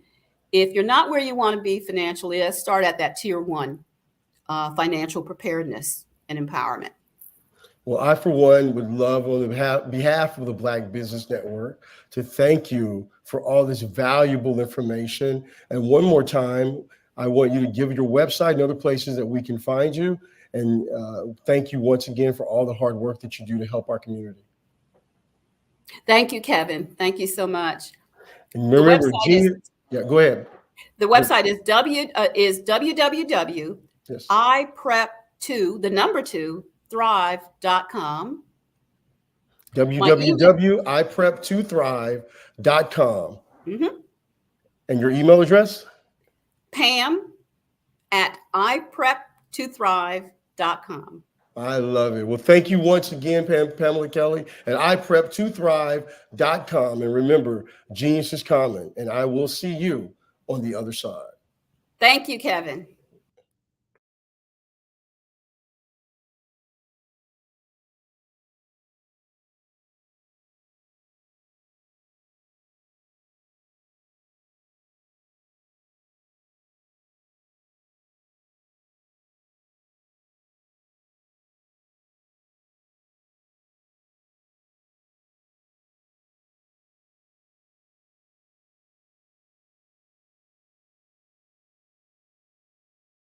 I'd like you to imagine with me, if you will, opening an app where you can collaborate with like-minded individuals from around the world, get inspiration and in-app tools to launch and grow your business, as well as share your knowledge and earn compensation, all in one app. Well, the name of that app is Truso, short for Truly Social. Hi, I'm Matthew Newman, the founder and CEO of Truso, a new concept in social media. Truso is designed from the ground up to be a platform that's both social and empowering for all its users. How exactly do we do that? I'm glad you asked. First, Truso brings the world together via video. Psychologists assert that video provides a significantly more effective connection than audio only. When you enter a community on Truso, you're face to face. Second, on Truso, you don't have to have 1 million followers to monetize. Our business model allows all hosts and moderators to monetize, no matter the size of your following, by 1, producing fee-based content, and 2, inviting others to join the platform as subscribers. Even more, Truso has an in-app resource library with over 100 free resources, forms, and documents to help you build your brand and grow your business. Third, Truso is inclusive. The deaf and hard of hearing communities make up 360 million people worldwide. Unlike audio-only apps, Truso embraces its community, providing a networking platform that allows them to participate via video and closed captioning.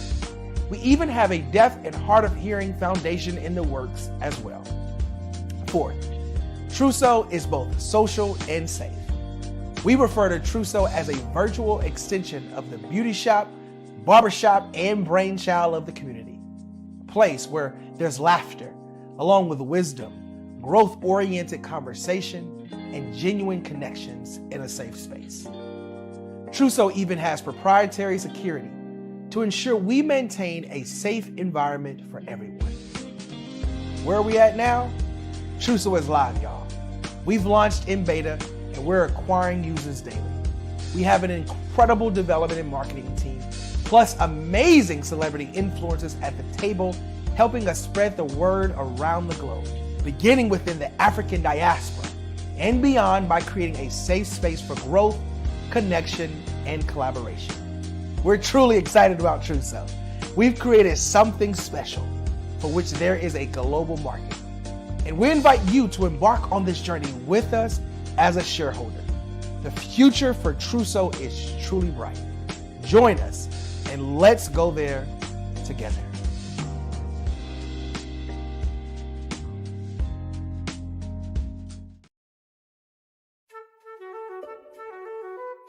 This is Dr. Arnold T. Petsworth. He's the owner of Petsworth Vet World, a veterinary clinic in Hopton, Connecticut. His patients include dog, cat, frog, fish, Goldie, dog, and this alpaca. Due to doctor-patient confidentiality, we can't tell you their names. Business at Vet World was steady, and then quarantine hit. Neighbors brought new four-legged friends into their homes. Bunnies. Bunnies everywhere. Dr. Petsworth welcomed these new patients with open arms. The only problem? There were more appointments than he could manage. That's when Dr. Petsworth turned to his American Express business card, which offers spending potential that's built for his changing business needs. He decided to hire a new assistant, Julio, and with spending power built for business purchases, he used his card to furnish a new exam room. Together, Dr. Petsworth, Julio, and American Express Business made sure all the pets of Hopton got the love and care they deserve. And everyone was happy. Get the card built for business by American Express. Artist to me is a creative expression of something from nothing. You know, it explodes onto the canvas, or it explodes on in my work. One of the things that I try to do more than anything is I try to just give the lines and the movements and emotions and expressions into what I do. Art really means to me a chance to express how I feel deep down inside. Most of my art begins as a thought that I might have, you know, whether it's sports, whether it's history, whether it's a woman or a man. It pretty much starts as an idea of thought before I get into the actual image of what I'm going to draw. I do a lot of historical pieces. I was a history minor in college, and I love to do history pieces. And a lot of times I'm thinking about history, and then I try to make that history impact you as you look at it. That's one of the reasons I do pictures so large. You know, people ask me, why do I do the pictures so big? And I tell them, I want the piece to impact them as they're looking at it, to kind of dominate them, dominate their space. And most of my pieces I try to do off page. I don't try to do anything that's going to be in those four corners or in a square. And I want your imagination to be a part of the piece that you're looking at.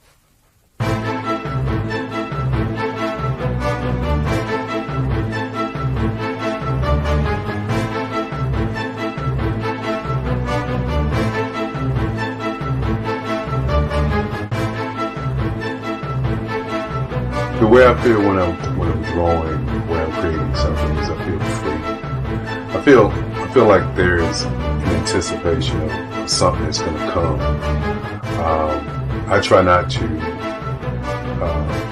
draw first. I try to draw second. And what I mean by that is I try to allow myself to kind of get into the piece and just relax. Sometimes I miss time.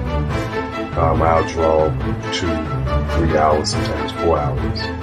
And while I'm drawing, it's just a free. I just feel free. I mean, I feel like time stands still.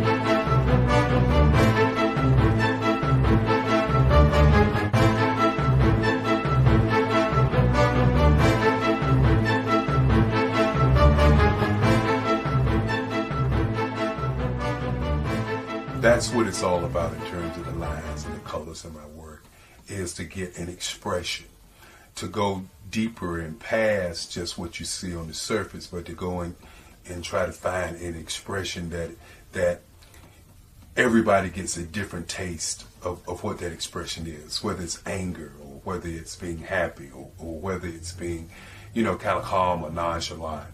That expression that people take away from the piece is the most important part of what I do as an artist. bowl is the size of my pieces, where I try to do the piece larger than life, to kind of push forward toward you. And that's what the boldness is all about. It's not so much about the lines, it's about the size.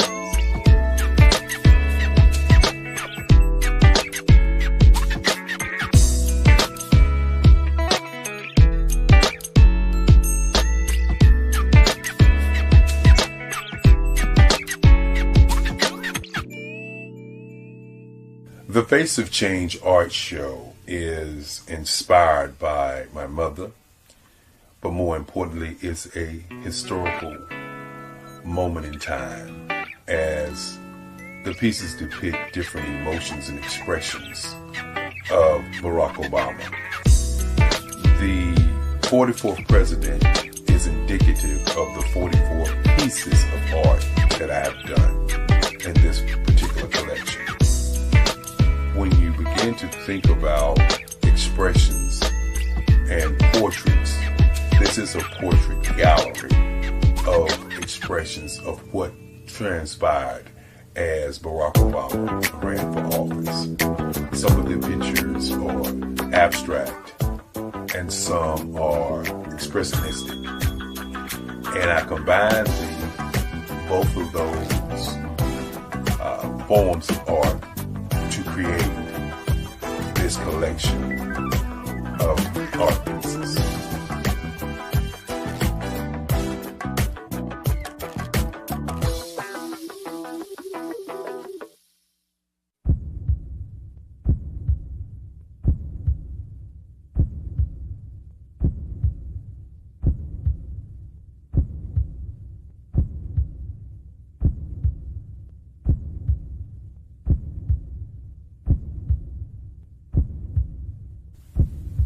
Overcomer,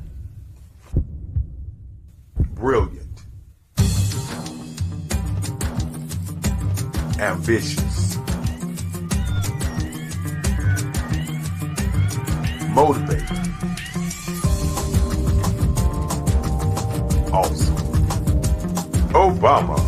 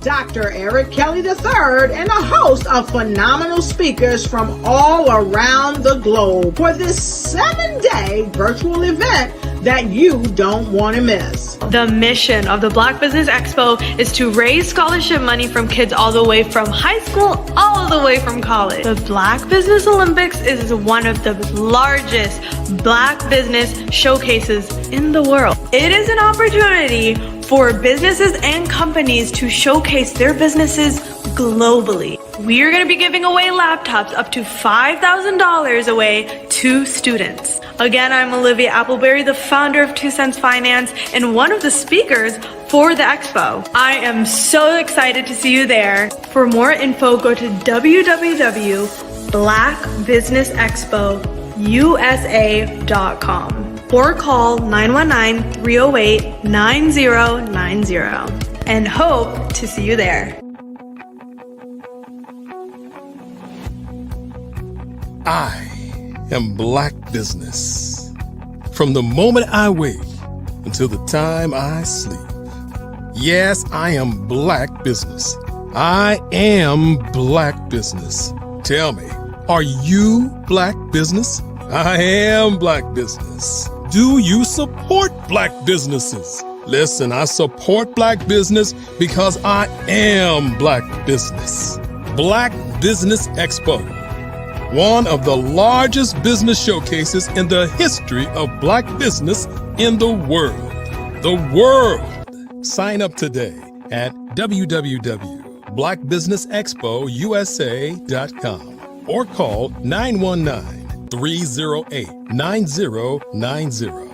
I am Black Business. I am Black Business. From the moment I wake until the time I sleep, I am Black Business. I am Black Business. Are you Black Business? I am Black Business. Do you support Black businesses? I support Black business because I am Black business. Black Business Expo, one of the largest business showcases in the history of Black America in North Carolina. Sign up today at www.blackbusinessexpousa.com or call 919-380-9090. I am Black Business. I am Black Business. From the moment I wake until the time I sleep, I am Black Business. I am Black Business. Are you Black Business? I am Black Business. Do you support Black businesses? I support Black business because I am Black business. Black Business Expo, one of the largest business showcases in the history of Black America in North Carolina. Sign up today at www.blackbusinessexpousa.com or call 919-380-9090.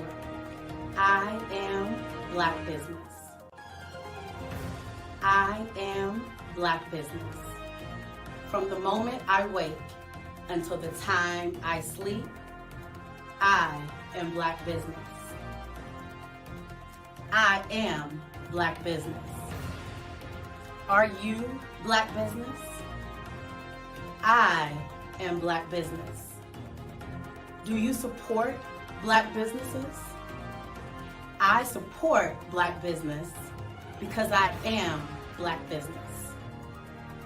Black Business Expo, one of the largest business showcases in the history of Black America in North Carolina. Sign up today. How many times have you been asked to help someone you didn't even know, a student, a business entrepreneur, or did you ever even ask, where did they end up? That business, that friend, that entrepreneur. Well, just maybe they ended up in a gang, bankrupt, homeless, or worse, dead. Maybe they turned to crime, drugs, and alcohol. Did you ever wonder? Did you destroy their dream, or was your life always so easy? At the Black Business Olympics, we started a movement to help students complete. Give them hope and foster success. Help them to leave their dreams of providing laptops, computers, and up to $5,000 in scholarship funds. Today, we ask you to help a student, a business owner, or an entrepreneur to realize their dream by sponsoring them, supporting them, and buying from them. Consider this. With $1.6 trillion in our Black community, we only ask for a small donation for our students, our and our entrepreneurs. And you can change a life today. So I ask you, what are you going to do? Sit on the sideline and watch our students in high school be losers, miss out on their dream from lack of resources? Or are you going to donate to the movement and change their future and yours as well? Give us a call today at 919-308-9090. Change their life by investing with action to the Black Business Olympic Fund. The Black Business Olympics, one of the largest business showcases of Black business in the history of the world.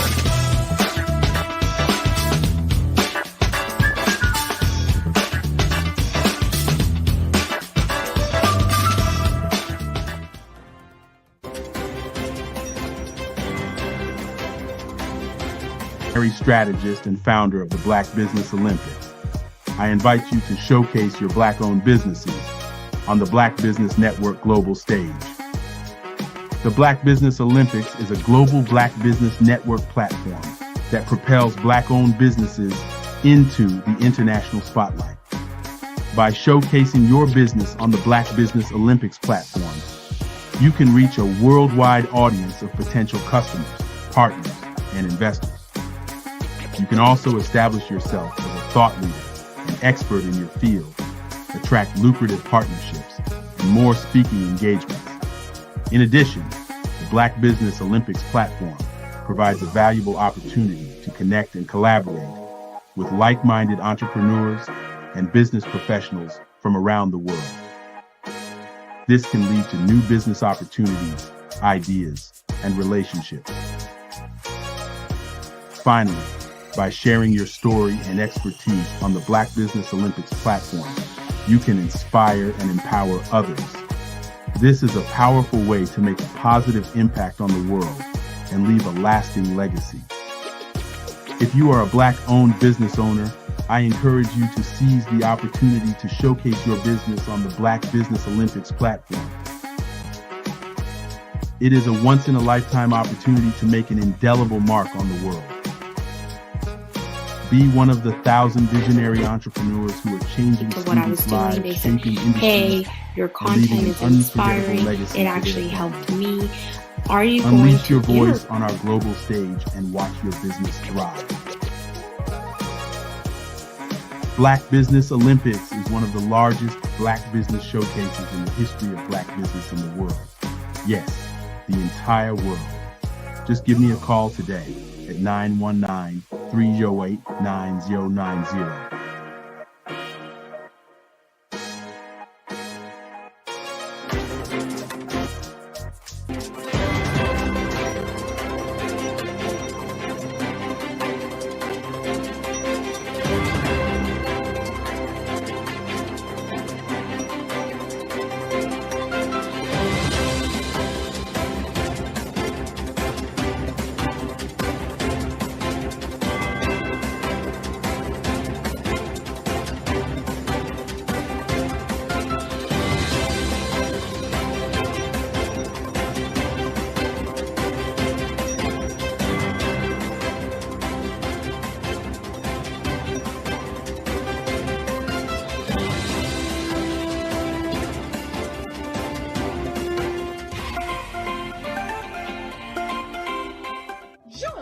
Dr. Eric Kelly III and a host of phenomenal speakers from all around the globe for this 7-day virtual event that you don't want to miss. The mission of the Black Business Expo is to raise scholarship money from kids all the way from high school, all the way from college. The Black Business Olympics is one of the largest Black business showcases in the world. It is an opportunity for businesses and companies to showcase their businesses globally. We are going to be giving away laptops up to $5,000 away to students. Again, I'm Olivia Appleberry, the founder of 2 Cents Finance and one of the speakers for the expo. I am so excited to see you there. For more info, go to www.blackbusinessexpousa.com. or call 919-308-9090 and hope to see you there.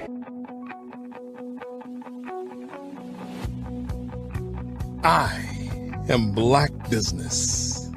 From the moment I wake until the time I sleep. Yes, I am Black Business. I am Black Business. Tell me, are you Black Business? I am Black Business. Do you support Black businesses? Listen, I support Black business because I am Black Business. Black Business Expo, one of the largest business showcases in the history of Black business in the world. The world! Sign up today at www.blackbusinessexpousa.com or call 919-308-9090. I am Black Business. I am Black Business. From the moment I wake until the time I sleep, I am Black Business. I am Black Business. Are you Black Business? I am Black Business. Do you support Black businesses? I support Black business because I am Black business. Black Business Expo, one of the largest business showcases in the history of Black America in North Carolina. Sign up today at www.blackbusinessexpousa.com or call 919-380-9090. I am Black Business. I am Black Business. From the moment I wake until the time I sleep, I am Black Business. I am Black Business. Are you Black Business? I am Black Business. Do you support Black businesses? I support Black business because I am Black business. Black Business Expo, one of the largest business showcases in the history of Black America in North Carolina. Sign up today at www.blackbusinessexpousa.com or call 919-380-9090. I am Black Business. I am Black Business. From the moment I wake until the time I sleep, I am Black Business. I am Black Business. Are you Black Business? I am Black Business. Do you support Black businesses? I support Black business because I am Black business. Black Business Expo, one of the largest business showcases in the history of Black America in North Carolina. Sign up today at www.blackbusinessexpousa.com or call 919-380-9090. I am Black Business. I am Black Business.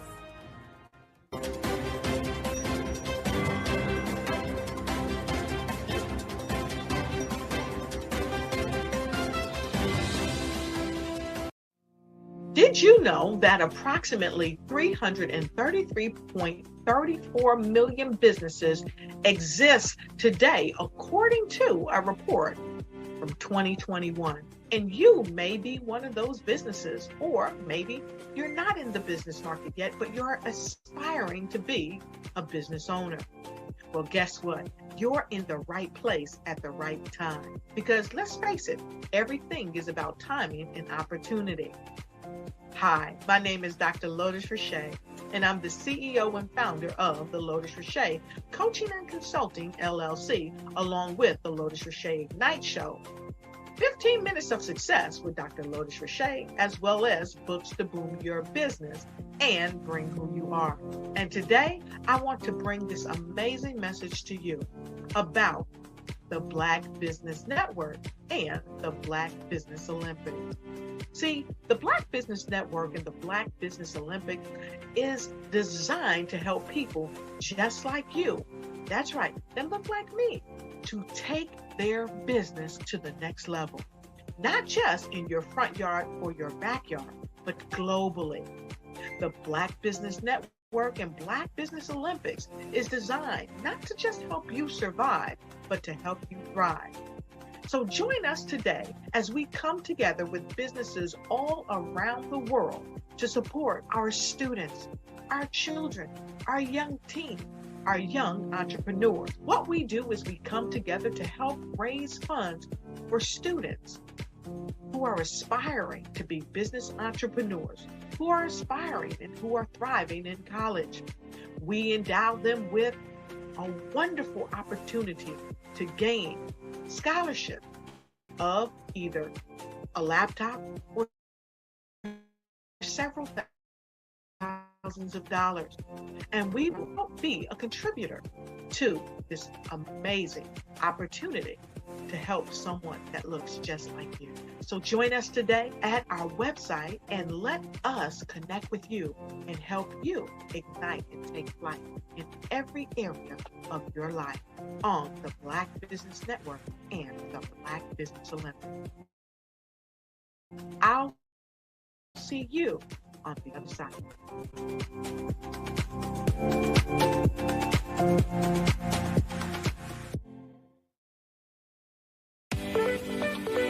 You are in the right place at the right time. The Black Business Network opens again for its Black Business Olympics, a 24/7 broadcast on business, strategies, global branding, social media marketing, finance, advertisement, and much, much more. Featuring the top, most powerful entrepreneurs and speakers and thought leaders from all around the world as they gather together for this phenomenal event.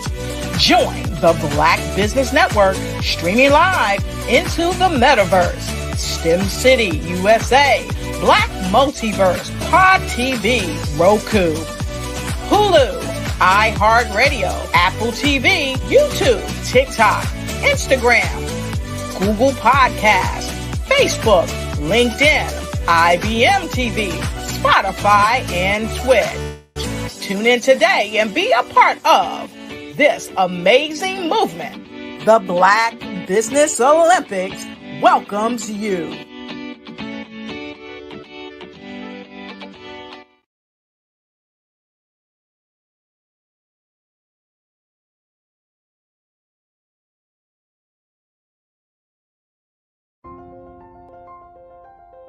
What if you could build your own city? A place where every child can find nurturing people to help them achieve their full potential. A place where every adult can access job training support. Where health education is abundant. Where social justice ruled the land. A place without limitations. Welcome. You have arrived at STEM City USA. It is what every city should be. A safe and trusted community where you find people and resources to help you become everything you are and beyond. STEM City is unlike anything you have ever experienced. It is a digital twin of the world around you, only better. STEM City is about energy and soul renewal. It is more than a digital world. You can almost feel the power of live cultural events, music, and theater. STEM City promises a better future for children with caring mentors and hands-on activities with dedicated tutors to support our youth. STEM City is your passport to a healthy lifestyle with weekly events addressing our community's many issues. STEM City is your financial well-being with helpful information on wealth management, career advancement, job training, and so much more. STEM City is the community you deserve. It is the city where your dreams can come true.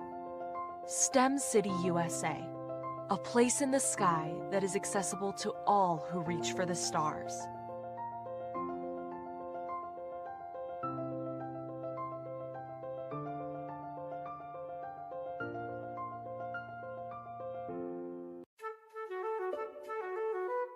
This is Dr. Arnold T. Petsworth. He's the owner of Petsworth Vet World, a veterinary clinic in Hopton, Connecticut. His patients include dog, cat, frog, fish, Goldie, dog, and this alpaca. Due to doctor-patient confidentiality, we can't tell you their names. Business at Vet World was steady, and then quarantine hit. Neighbors brought new four-legged friends into their homes.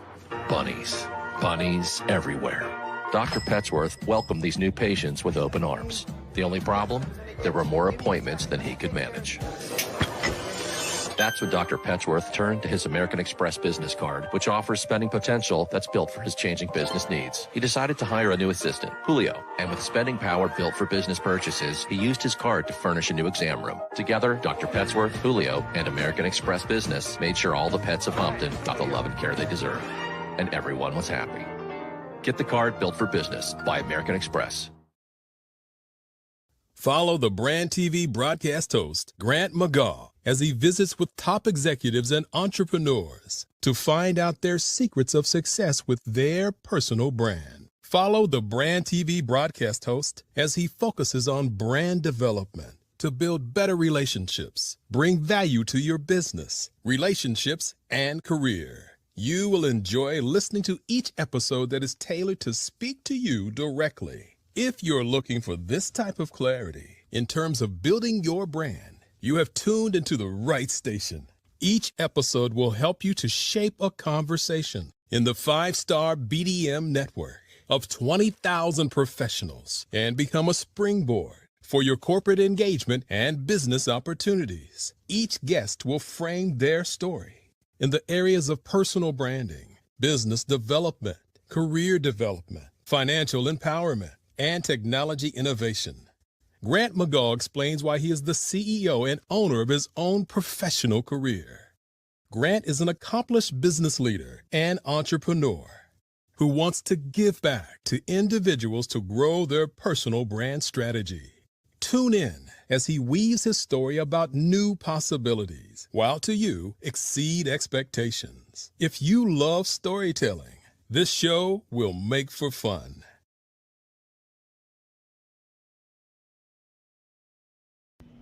Why do I do what I do?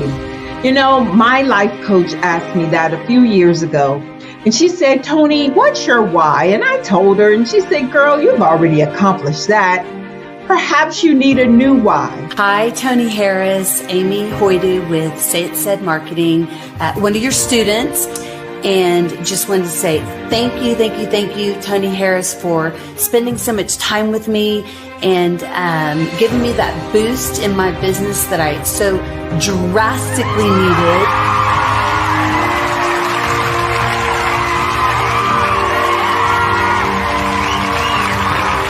My why is to touch, move, and inspire my clients to take drastic. This is Dr. Arnold T. Petsworth. He's the owner of Petsworth Vet World. Business was steady, but then an influx of new four-legged friends changed everything. Dr. Petsworth welcomed these new patients. The only problem, more appointments, meant he needed more space. That's when Dr. Petsworth turned to his American Express business card, which offers flexible spending limits that adapt with his business.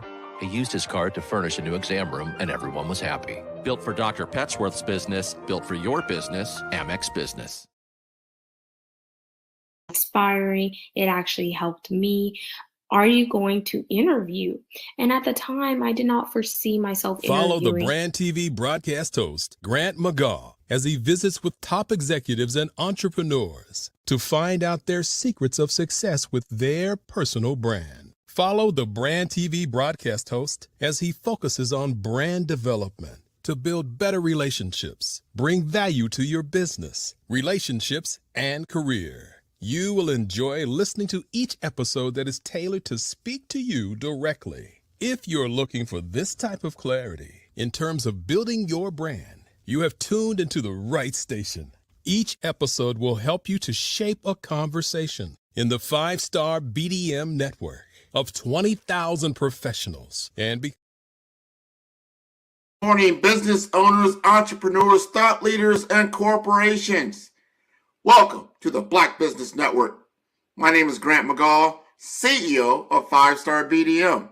I am your business moderator for this morning on the Black Business Network. The Black Business Network is a 24-hour business network showcasing Black businesses, business owners, entrepreneurs, and thought leaders worldwide. We have speakers from North Carolina, London, Singapore, Africa, Japan, and cities all over the United States. The Black Business Network is a global community sharing its business knowledge to empower, inspire, and educate businesses about business. This morning, we're going to have a fireside chat with David Jones and Cleo Michael, who is an experienced substance abuse counselor. Let us welcome David and Cleo to the Black Business Network. And there's Cleo. Good morning, good morning, good morning. And there's David. Good morning, good morning, good morning. Good morning. Good morning. Well, I am so glad both of you are here. I'm going to get out of your way. I can't wait to hear some of the wisdom and insights that you're about to share. Genius is coming, and I'll see you on the other side. Absolutely. Well, good morning, Miss Cleo. How are you doing? Hopefully all is well. I am doing great. Thank you, David, for having me. And thank you to the Black Business Olympics for having me as well. I'm honored to be here. Awesome, awesome, awesome. Well, I just have to say, if you guys have never heard Miss Cleo, she is absolutely amazing. This woman has transformed her life. She's been able to just take action and show up. And I am just so proud of what she's done, who she's become. And, this is going to be a very inspirational fireside chat that you guys are going to be able to get inside of who Miss Cleo Michael is at the end of the day. And so, you have your business, Set Yourself Free. I would love to know, what inspired you to come up with that name, especially helping women break through, their emotional stagnation. Why that name? Talk to us. Okay, David, thank you for asking. Why that name? Because from my own personal experience to begin with, I had some challenges that I faced in my life, specifically with failures, right? So I had a fear of failure, and there were a number of things that contributed to that fear. Some with failing academically, in classes. Another big failure for me that I thought at the time, right, was having a miscarriage of my very first pregnancy. So that was a huge failure that I perceived at the time. And so because of that, and because of the thoughts that I was having in my head, because of the things that I experienced, right, I became stuck. Right? I was stuck in depression, stuck with anxiety, stuck with my negative thoughts that really weren't working for me. And it got to a point where I got tired of being sick and tired of being stuck. So I decided, you know what? It's time to set yourself free. And I was able to do that because I had the background in counseling and I kind of knew what to do. I just wasn't doing it, right? I wasn't taking action in my life. So I needed to set myself free. And because I was able to do that by following some steps, there came the name, Set Yourself Free. And I was like, you know what? It's worked for me. And hopefully this will work for someone else. I can't keep this to myself.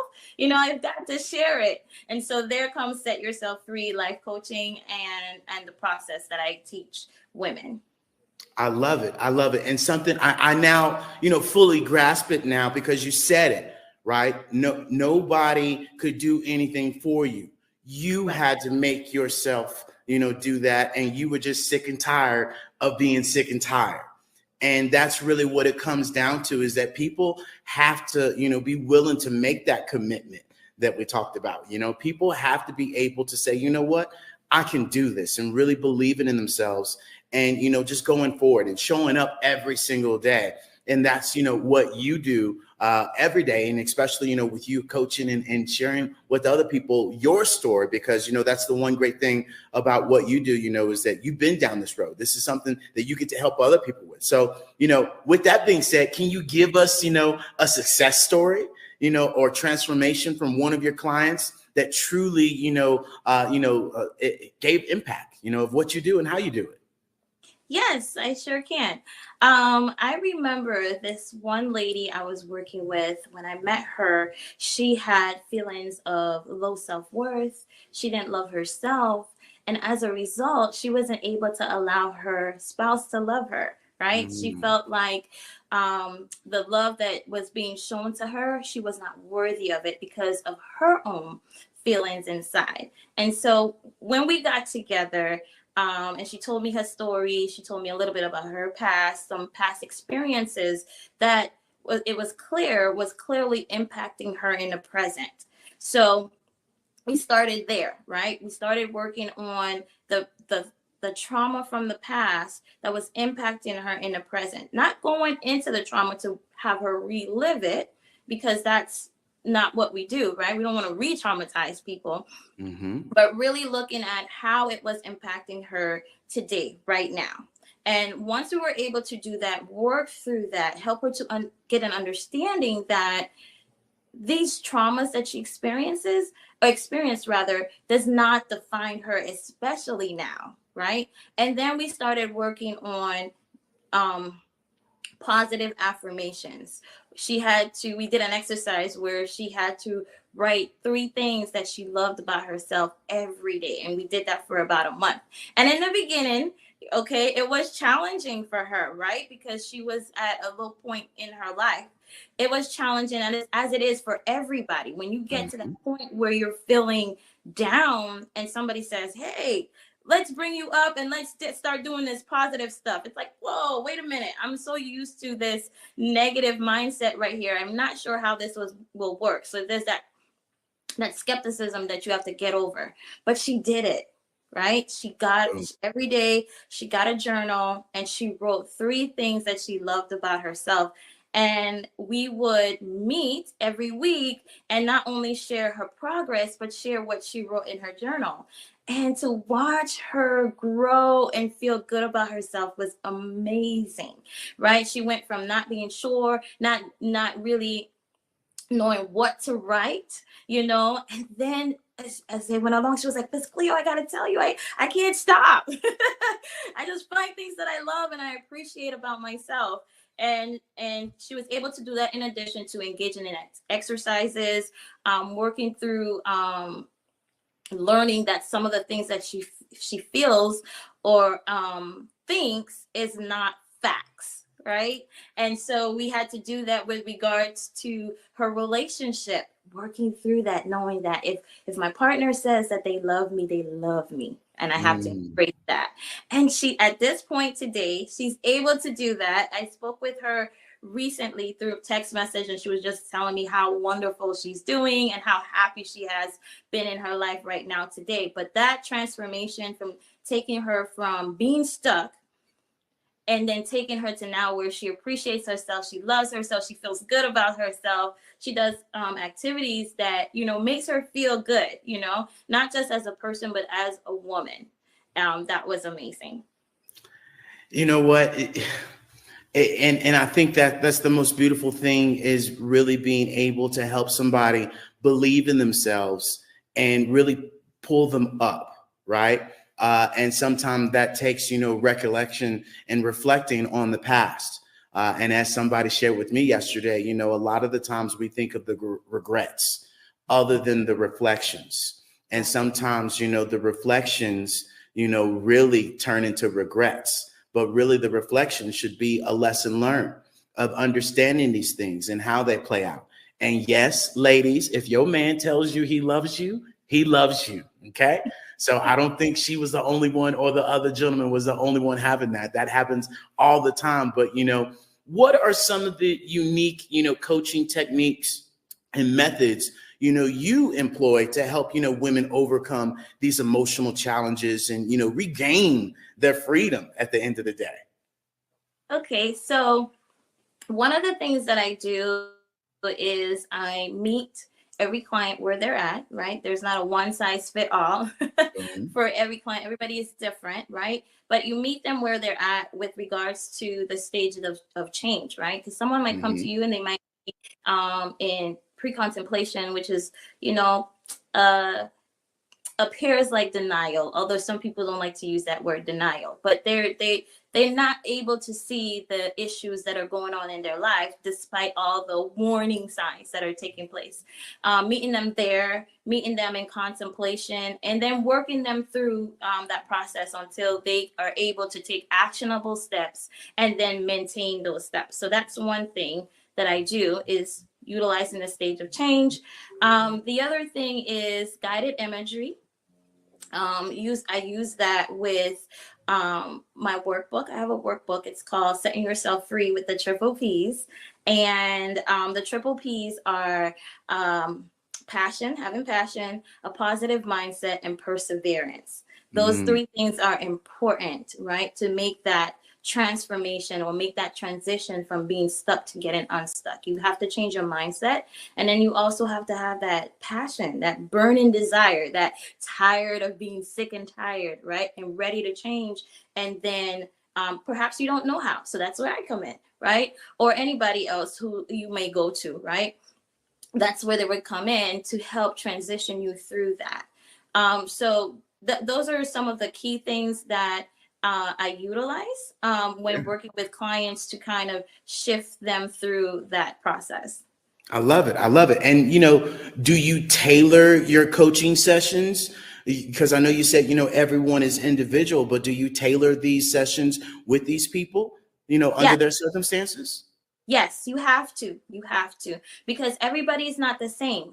Everybody has different cultural backgrounds, right? So you have to be sensitive to other people's culture. You also have to, you may take a different approach where you may take a softer, gentler approach with someone over here. You may need a more, a firmer stance with another client over here to kind of give them that push. But ultimately remembering that the element of change or the instrument of change is the client. So as a coach, I can't pull you, I have to roll with you. So that's where I said meeting you where you're at, making sure that I remember that when working with people, I have to roll with them and not pull them, meet them. And then sometimes you might start something and think that this might work with someone and it doesn't, and you have to readjust and be okay with that. Get their feedback, because this is part of their journey. And you can't go along without them. This is their journey. So you have to meet them where they're at and get input from them, reassess, and make sure that when you reassess, you're on the same page, because it is a partnership, right? You're working with them to help them get to where they need to be. Yeah. And, you say that, and I remind people all the time, we're always one conversation. We're always one old school Zoom conversation away, right, from, really sharing our story and being able to hear ourselves, because I'm more than certain, just like myself, when you hear other people's stories, you're like, ooh, I needed that today, right? I needed that reminder today to remind me of where I'm at and how far I've made it. And I might be dealing with that right now. And you just gave me some inspiration. And so really, this is where we have to come together and be vulnerable enough and drop our pride, drop our ego, drop that old way of thinking that, I can do this on my own, when really we do need to be talking with people. And you said it, our traumas, our dramas that we're sometimes addicted to, really get in our way. And so, what are some of the common patterns or obstacles that you see that women tend to, deal with? A few of them could be when you start to feel stuck, and you want to change, but you don't know how to, just digging your heels into that negative thought pattern, just sitting there, especially sometimes when you're working with people, they start off good, and then that negative thought comes in and poof, they quit.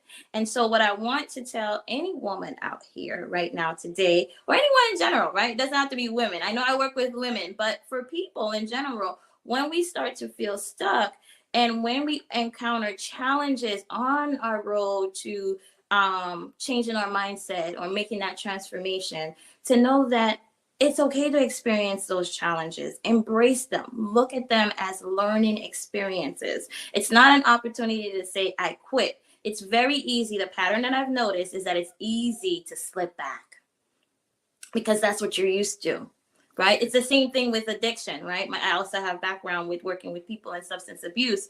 They start to do well, something happens, along the way, like maybe they can't, they went to treatment and they're clean now, they're getting out of treatment, and their family has their kids, and they're like, I'm clean now. Yeah, I'm ready to be a parent. And the family's like, no. No, we want to see you consistently staying clean and sober first before you get back into this child's life and disrupt them. And sometimes for people, they're like, what you mean, no? I did this work. And then they fall back into old patterns and old behaviors. And then the relapse comes in. So the same thing with our mindset. And when we think about the stages of change, part of that model is relapse. Right? Yeah. So it's very easy for us to relapse back into old patterns of thinking, right? So I've noticed that relapse is definitely a pattern for some of these women. And it's important to teach that you can encounter these challenges, you can overcome them, but you cannot get complacent because complacency will take you right back. So you have to stay consistent, nurture the positive energy or the positive space that you're in, and keep doing the things that work. Don't stop. Don't feel like I've arrived. I got a positive mindset right now, so I don't got to do self-care. No. It does not work that way. And you say something because that's spot on, right? That, we get to a certain point where we think we're good enough. And then, time goes by and you think to yourself 60,000 to 80,000 times a day. Half of that is false, right? And a lot of it is negative. Did you know we think 5 negative things before we think of 1 positive thing? And, that's really internally and externally. So you're spot on of, oh, I'm good right now. But what happens when that bump in the road happens? What's your reaction response back to that, right? How do you react to that? How do you handle those situations? And that is really addiction or non-addiction, because we're all addicted to something. Do not get that twisted, right? Some of y'all addicted to TV. And so, this is where, this allows us to, really be able to understand how this works, right? Of how we can get better, how we can transition, And so, could you share some of the key strategies to building that emotional resilience and, fostering that personal growth as you've been, making it up the train? What are some strategies and techniques you got for us? Okay. Thank you for asking. Yeah. So some of the strategies that I would be sharing right now with you is when you start to experience your negative thoughts, right? It's important for you to stop them when they occur. First of all, you need to become aware of them, right? And aware that they're happening, how frequently they're happening. And then once you become aware, you're able to stop them, right? So you want to stop them, and you do that by either reframing that thought, right? Or replacing it with a positive or more empowering thought, right? So if I was someone who would say something like, I can't, right? I want to change from I can't to maybe I can learn, right? Because if you can't do something, hey, I can learn, and I may not be able to do it yet, but with practice, I will get there. See how that's a different shift, how it's reframing that versus staying stuck in I can't, I'm going to quit now, right? It's I can't right now, but with practice, with asking for help, right? Because some of us don't like to ask for help. But if I ask for help, I can. So I often teach people to reframe their thoughts using 3 statements, right? I can, I am, and I will. And then you can follow that with whatever it is that you're going to do. So that's one thing. The other thing, the other thing is, once we get a shift in our mindset, right, we want to make sure that we maintain that with self-care, right? So that's where we do things that we enjoy, activities that we enjoy, that is going to help us to relax and bring an overall well feeling to ourselves, right? So if I'm doing things that I love, I'm gonna feel better about myself, right? So you could pamper yourself, you can go bowling, join a book club, something that relates to you, right? Not something I would do, right? So when I work with clients, I ask them what they like doing. I don't tell them, because it's important for you to do what works for you versus what I tell you to do, which will make it less likely for you to do it anyways, right? Because you're not into that. If I say go walking and you're like, I don't walk, you're not gonna walk. And then some people get stuck right there. Well, she told me to walk, I don't walk, I quit,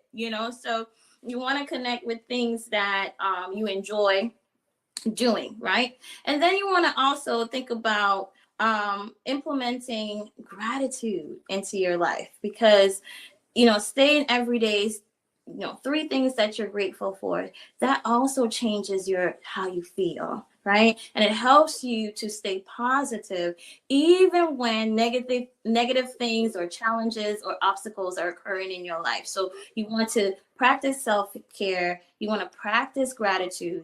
And if you have a connection with a higher power, God, that's for me, but everybody's different, right? They have different beliefs in spirituality. Then you want to practice some form of spirituality, whatever works for you, right? So making that connection is important. And then I say perseverance, right? Constantly doing it, knowing that you have to continually do these things and nurture that transformation that you're making. So to sum it up, you want to make sure that you reframe your thoughts, right? Change negative thoughts to positive ones, and they have to be empowering, right? Yep. And then you want to engage in activities that you enjoy, that is going to help you relax, because guess what? If you're relaxed, less stress, less anxiety, less depression, all the things that we're trying to get away from, and less of the feeling that you're not worthy. So you want to change that mindset and engage in things that you enjoy. Make sure you get enough sleep. That's important. And make sure you take care of your health as well, right? You want to make sure you go to your doctor's appointments and so you can stay healthy, because you need a healthy mind, but you also need a healthy body too. Boom. Right? So we got to take care of ourselves, pay attention to what we eat, and everything works in balance with each other. So yeah. I love it. Especially when you talked about, taking your power away from yourself, saying, other than saying I can't, other than saying, hey, I can learn, because that way you give the power back to yourself. When you take it away from yourself, you got nothing. And then you're absolutely spot on. Without your health, nothing else works. It's 1% of your day. Do some jumping jacks, do some sit-ups, go around the block for a walk, right? Take the dog for a walk, right? Do something other than nothing. And a lot of the times, depression, anxiety, all of those things are in line with how you take care of your health.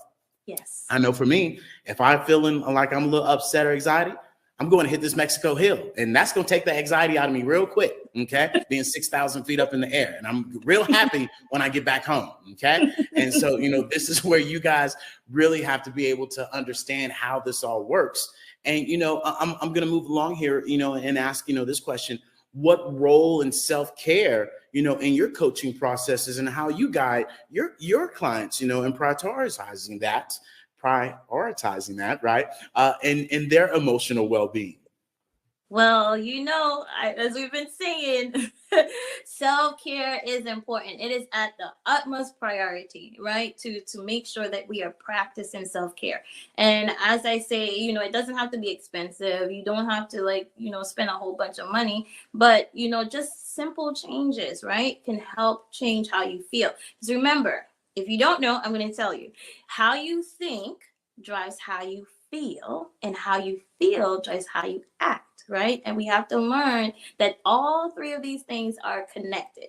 So if we change the way we think and we change the way we act, right? We put in a self-care activities, then we're going to change the way that we behave, meaning how we respond in our environment and how we respond to others and how we take action in our business. That's important too, because everybody on here, our business has some type of business, right? So that's important. And we have to learn how to respond versus react, right? Reaction is that knee-jerk thing that we do. So if we can get in control of our mind, right, and not let our minds be in control of us, then we make better decisions. And part of that, absolutely, to keep all of that in check, is self-care. It is very important. I can't stress that enough. I love it. I love it.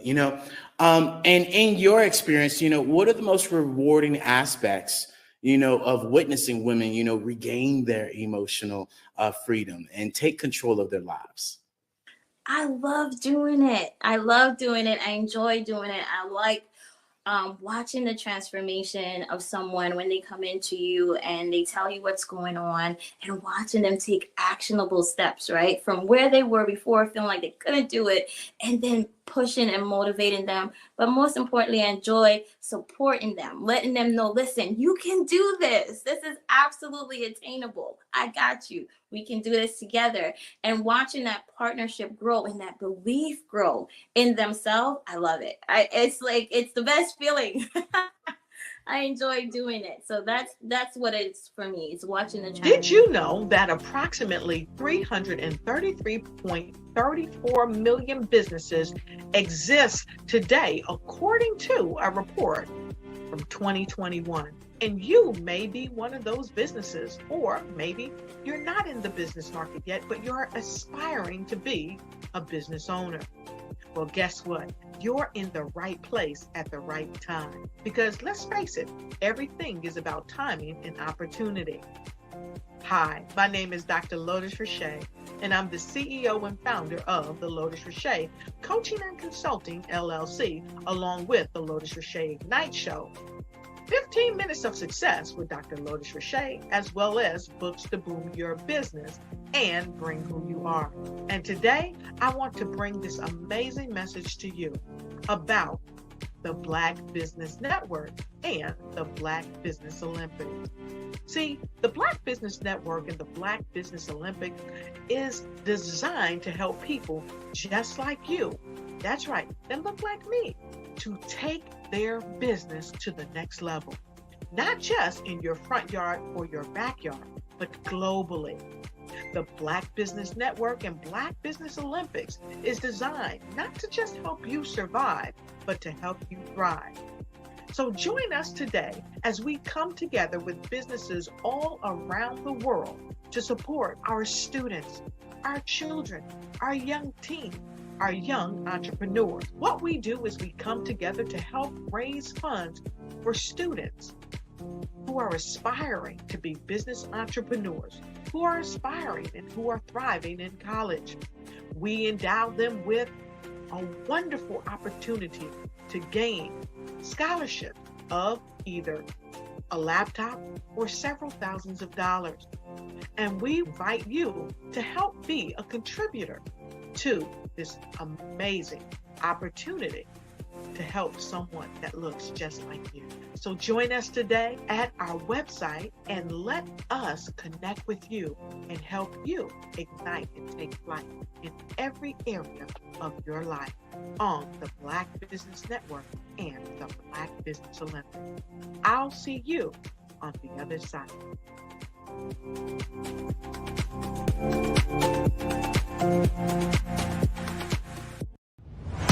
Social media is evolving. It's more vibrant, more colorful, more energetic, and so are you. It's not just photos anymore. It's video, it's audio, it's subscriptions. And now there's Fanbase, a new monetized social network. Fanbase delivers the complete native app experience with full content monetization for every user. No algorithms that shadow ban your engagement or growth, and no ads. Follow anyone for free and subscribe directly to your favorite creators for $4.99 a month. Plus, show some love by tipping on any post. Also, make a fan base page and monetize your content the same way. Finally, connect with your followers by posting the amazing content you already create. And now, get paid for it. It's time to energize and monetize. Because everyone's a fan of something, and everyone has a fan base.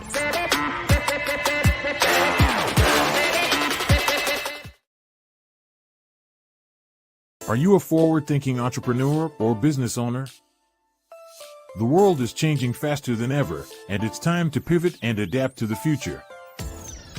Hello LLC is here to help you do just that. Hello stands for helping enterprises leverage leading-edge optimizations. Our innovative solutions can streamline operations, reduce overhead costs, and give you a competitive edge in a market projected to reach $5 trillion by 2030. By pivoting to the metaverse, businesses can tap into a rapidly growing market that is projected to be a significant part of daily life for 25% of Americans by 2026. As a full digital metaverse agency, the Hello LLC can help you create custom solutions to streamline operations, increase productivity, reduce costs, and drive brand recognition. Why should you pivot to the metaverse with the Hello LLC? By leveraging cutting-edge technology, you can provide immersive experiences for your customers, expand your global reach, and unlock new revenue streams. Contact us today to make the pivot.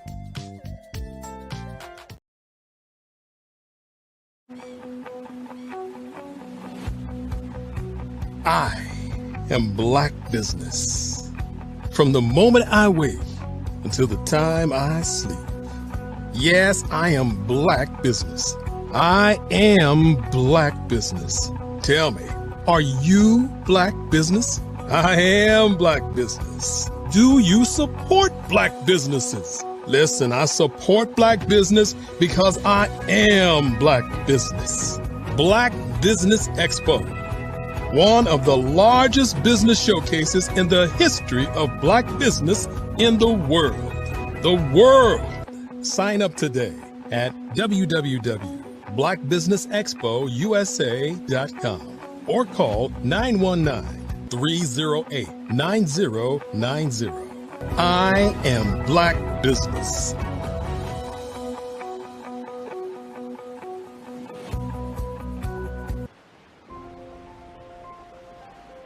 What if you could build your own city? A place where every child can find nurturing people to help them achieve their full potential. A place where every adult can access job training support, where health education is abundant, where social justice ruled the land. A place without limitations. Welcome. You have arrived at STEM City USA. It is what every city should be. A safe and trusted community where you find people and resources to help you become everything you are and beyond. STEM City is unlike anything you have ever experienced. It is a digital twin of the world around you, only better. STEM City is about energy and soul renewal. It is more than a digital world. You can almost feel the power of live cultural events, music, and theater. STEM City promises a better future for children, with caring mentors and hands-on activities, with dedicated tutors to support our youth. STEM City is your passport to a healthy lifestyle, with weekly events addressing our community's many issues. STEM City is your financial well-being, with helpful information on wealth management, career advancement, job training, and so much more. STEM City is the community you deserve. It is the city where your dreams can come true. STEM City USA, a place in the sky that is accessible to all who reach for the stars.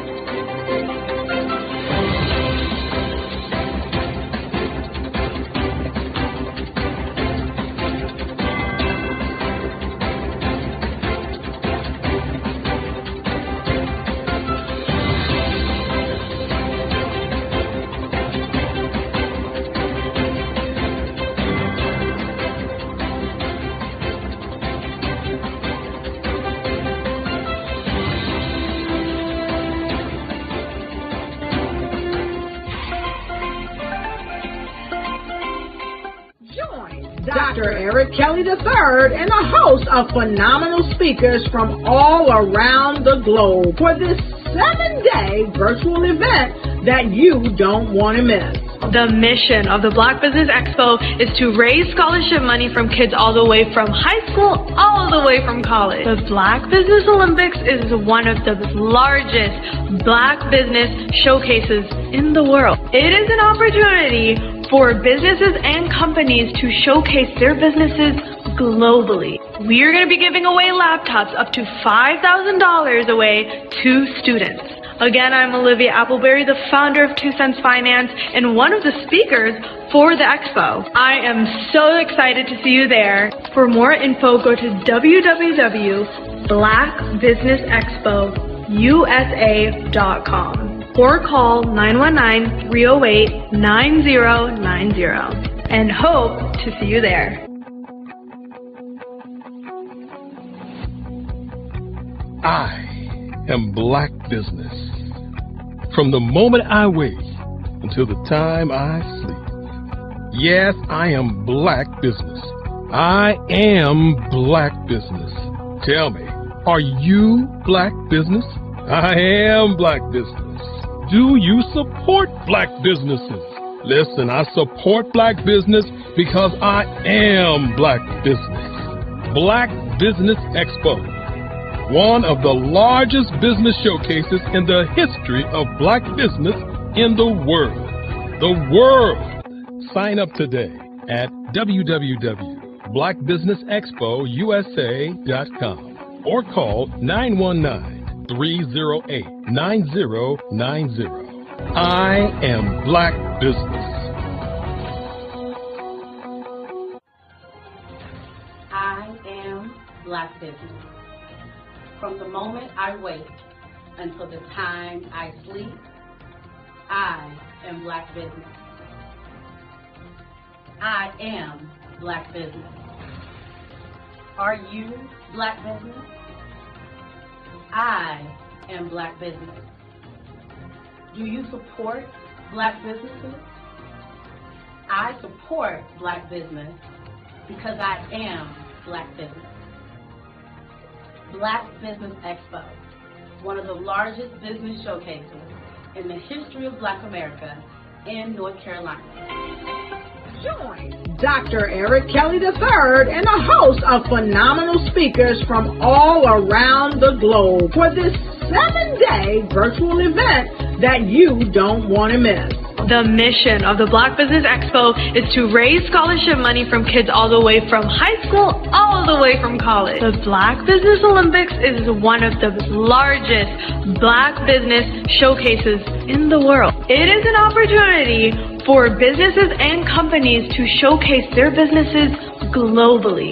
We are going to be giving away laptops up to $5,000 away to students. Again, I'm Olivia Appleberry, the founder of 2 Cents Finance and one of the speakers for the expo. I am so excited to see you there. For more info, go to www.blackbusinessexpousa.com or call 919-308-9090 and hope to see you there. I am Black Business. From the moment I wake until the time I sleep. Yes, I am Black Business. I am Black Business. Tell me, are you Black Business? I am Black Business.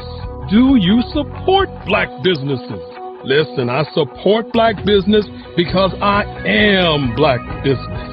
Black Business Expo, one of the largest business showcases in the history of Black business in the world.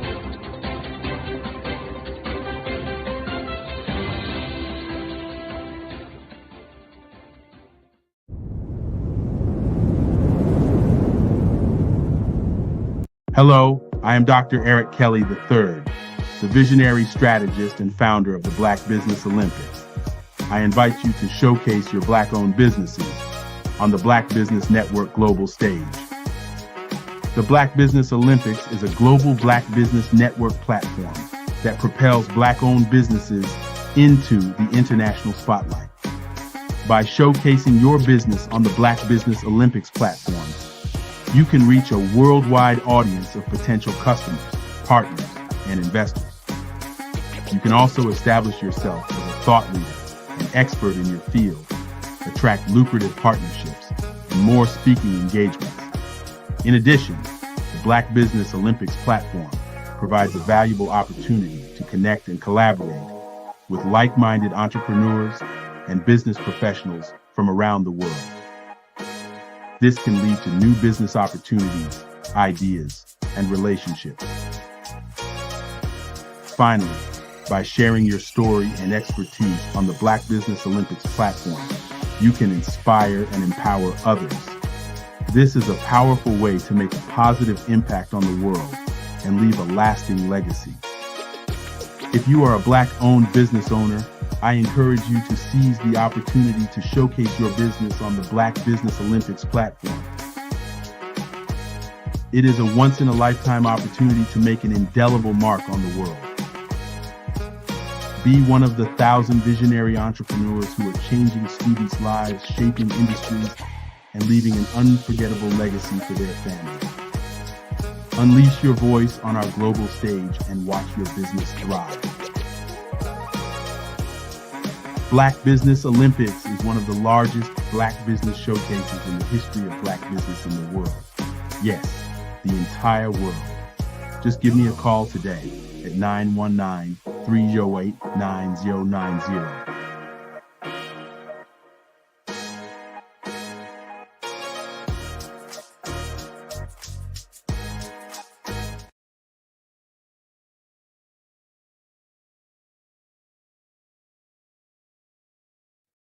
Hey everyone, it's Grant McGall, CEO of 5-Star BDM and host of the award-winning Follow the Brand podcast and TV series, where I help you to build a 5-star brand that people will follow. My genius is personal brand development through intelligent communication and helping you achieve your business and career goals. I am a requested speaker on digital technology and brand development issues. I want to work with you to increase the value of your current opportunities while attracting new ones. Every one of you is unique, and we all share challenges that can be addressed through smart branding. As a super connector, I work with you as an executive coach to guide you along the complicated business and career development road, providing the enhancement tools and information you need to succeed. Together, I will help you succeed in today's challenging business climate. I will evaluate and measure your progress. Best of all, I am right alongside you every step of the way.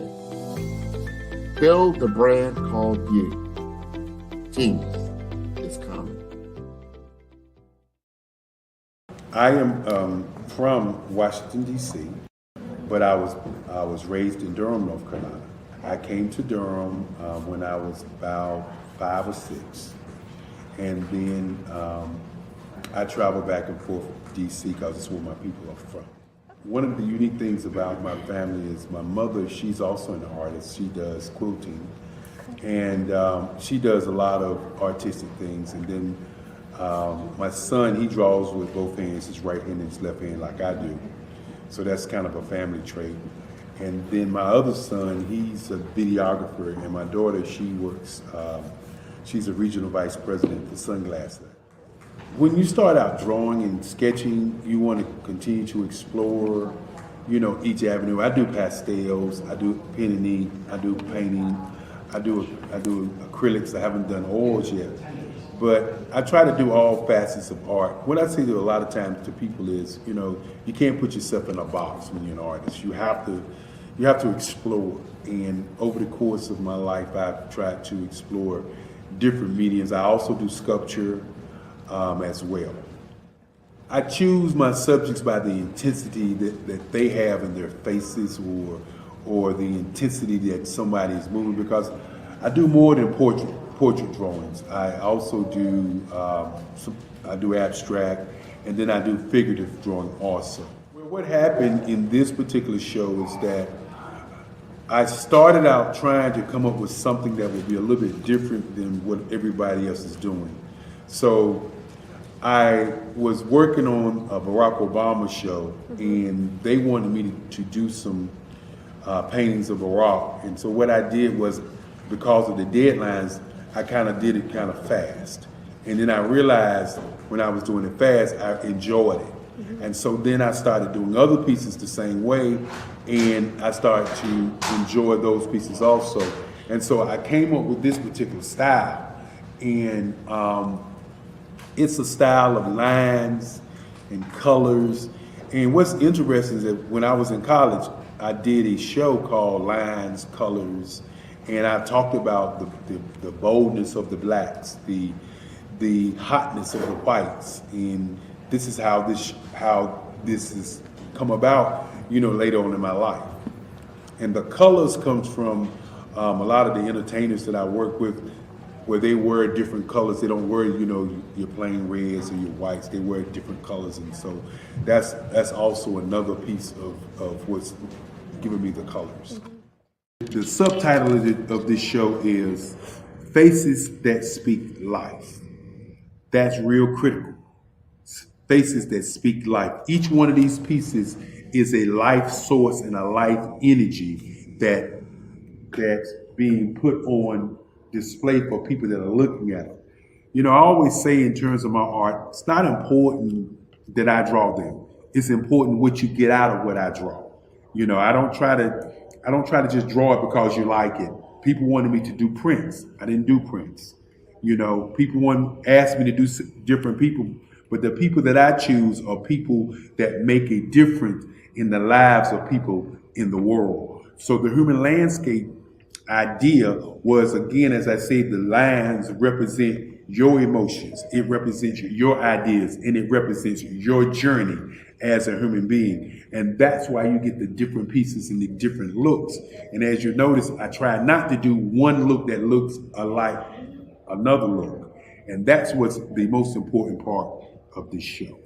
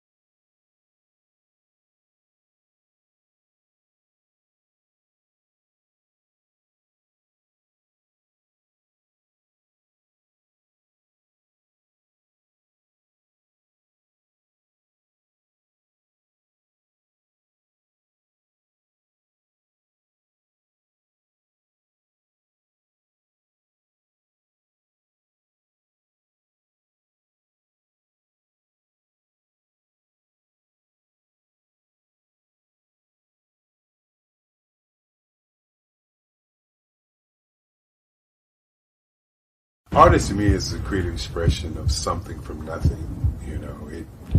It explodes onto the canvas, or it explodes on in my work. One of the things that I try to do more than anything is I try to just give the lines and the movements and emotions and expressions into what I do. Art really means to me a chance to express how I feel deep down inside. Most of my art begins as a thought that I might have, whether it's sports, whether it's history, whether it's a woman or a man. It pretty much starts as an idea of thought before I get into the actual image of what I'm going to draw. I do a lot of historical pieces. I was a history minor in college, and I love to do history pieces. And a lot of times I'm thinking about history, and then I try to make that history impact you as you look at it. That's one of the reasons that I do pictures so large.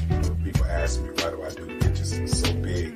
And I tell them, I want the piece to impact them as they're looking at it. To kind of dominate them, dominate their space. And most of my pieces I try to do off page. I don't try to do anything that's going to be in those four corners or in a square. And I want your imagination to be a part of the piece that you're looking at.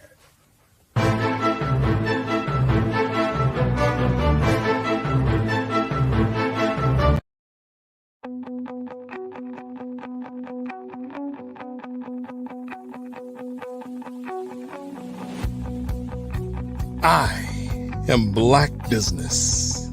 From the moment I wake until the time I sleep. Yes, I am Black Business.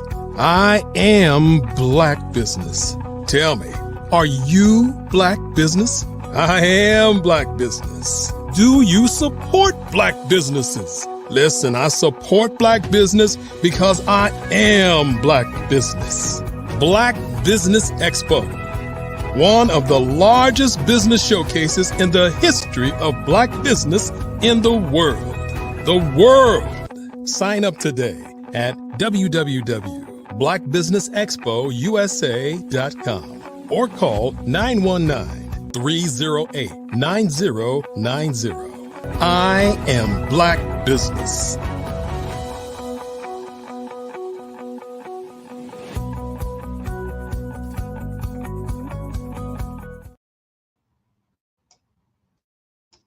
Good evening, business owners, entrepreneurs, thought leaders, and corporations. Welcome to the Black Business Network.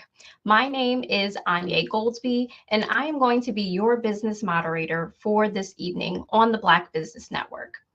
So tonight, the Black Business Network is a 24-hour business network showcasing Black businesses, business owners, entrepreneurs, and thought leaders worldwide.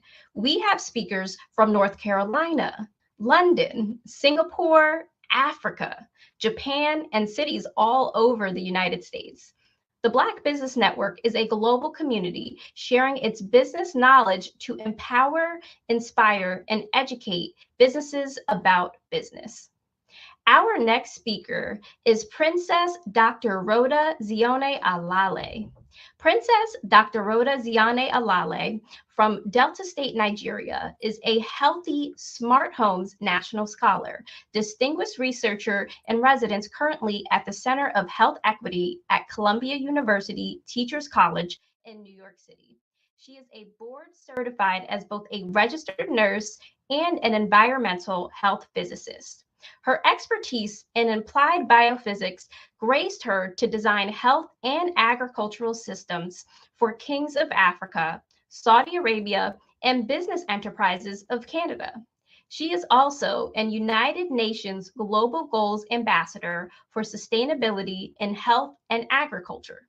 She has many awards and is a double gold medalist in environmental engineering innovations for her nanotechnology inventions that enhance solar energy systems and reduce the effects of radiation from cell phones and electronics.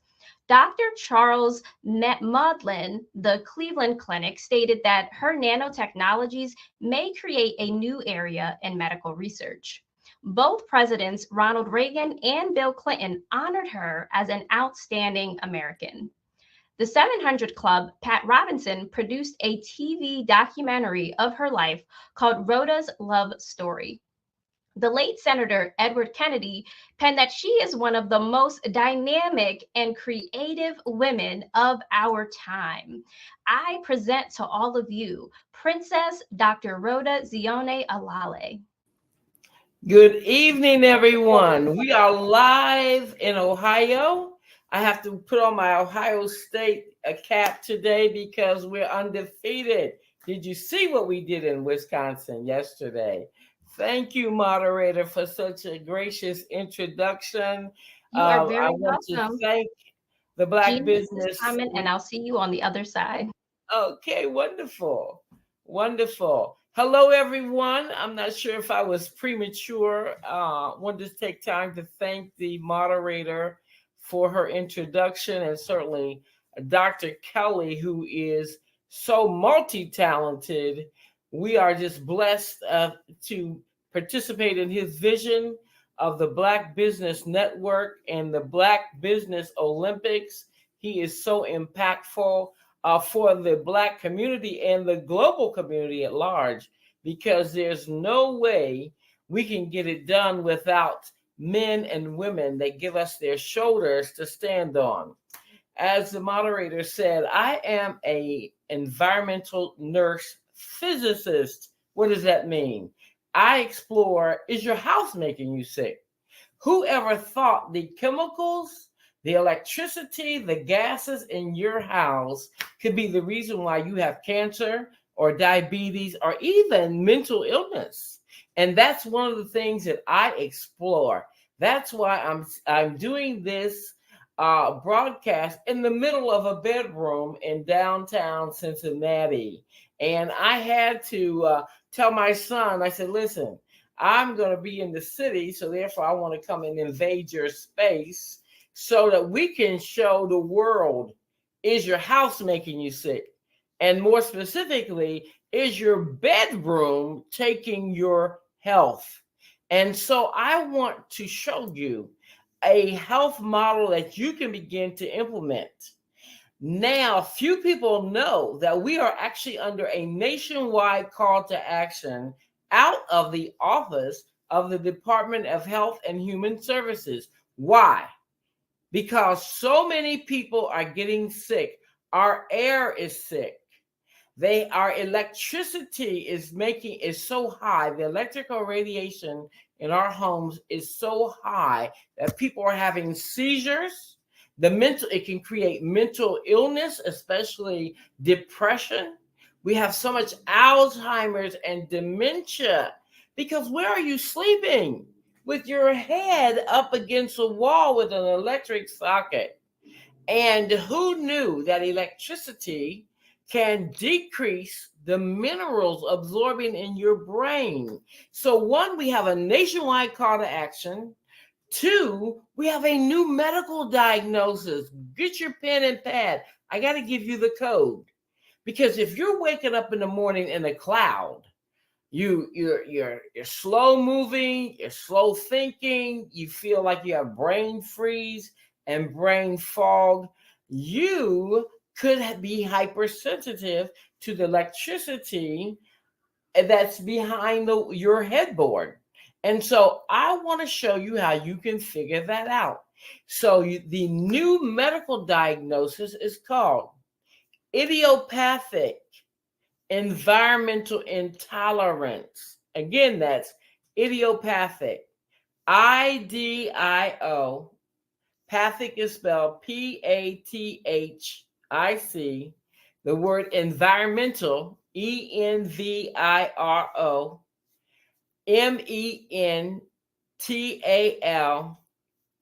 Intolerance. INTOLERANCE.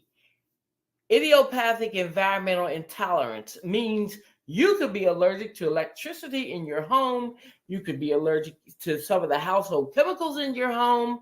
And that's why Fran Drescher of the movie, the sitcom, The Nanny, she started that whole campaign, Cancer Smancer, to tell people the chemicals in your home, the environmental toxins in your home could be making you sick.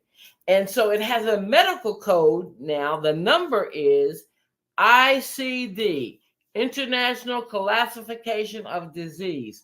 ICD, the 10th edition, code 2000. You can Google it. People are allergic to electricity. Have you ever wondered why now 1 in 17 people is getting a seizure? In many areas, and in other areas, it's 1 in 26. Why all of a sudden is everybody getting a seizure?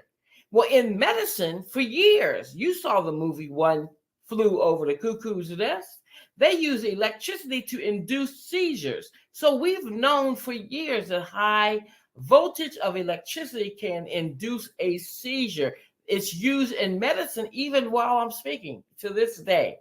Electricity is used to induce seizures. So can you ask the question?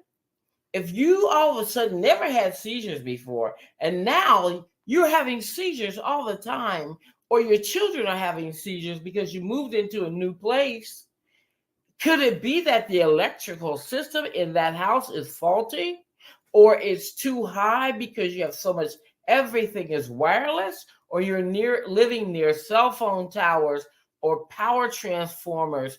This is so impactful, especially to the Amish community.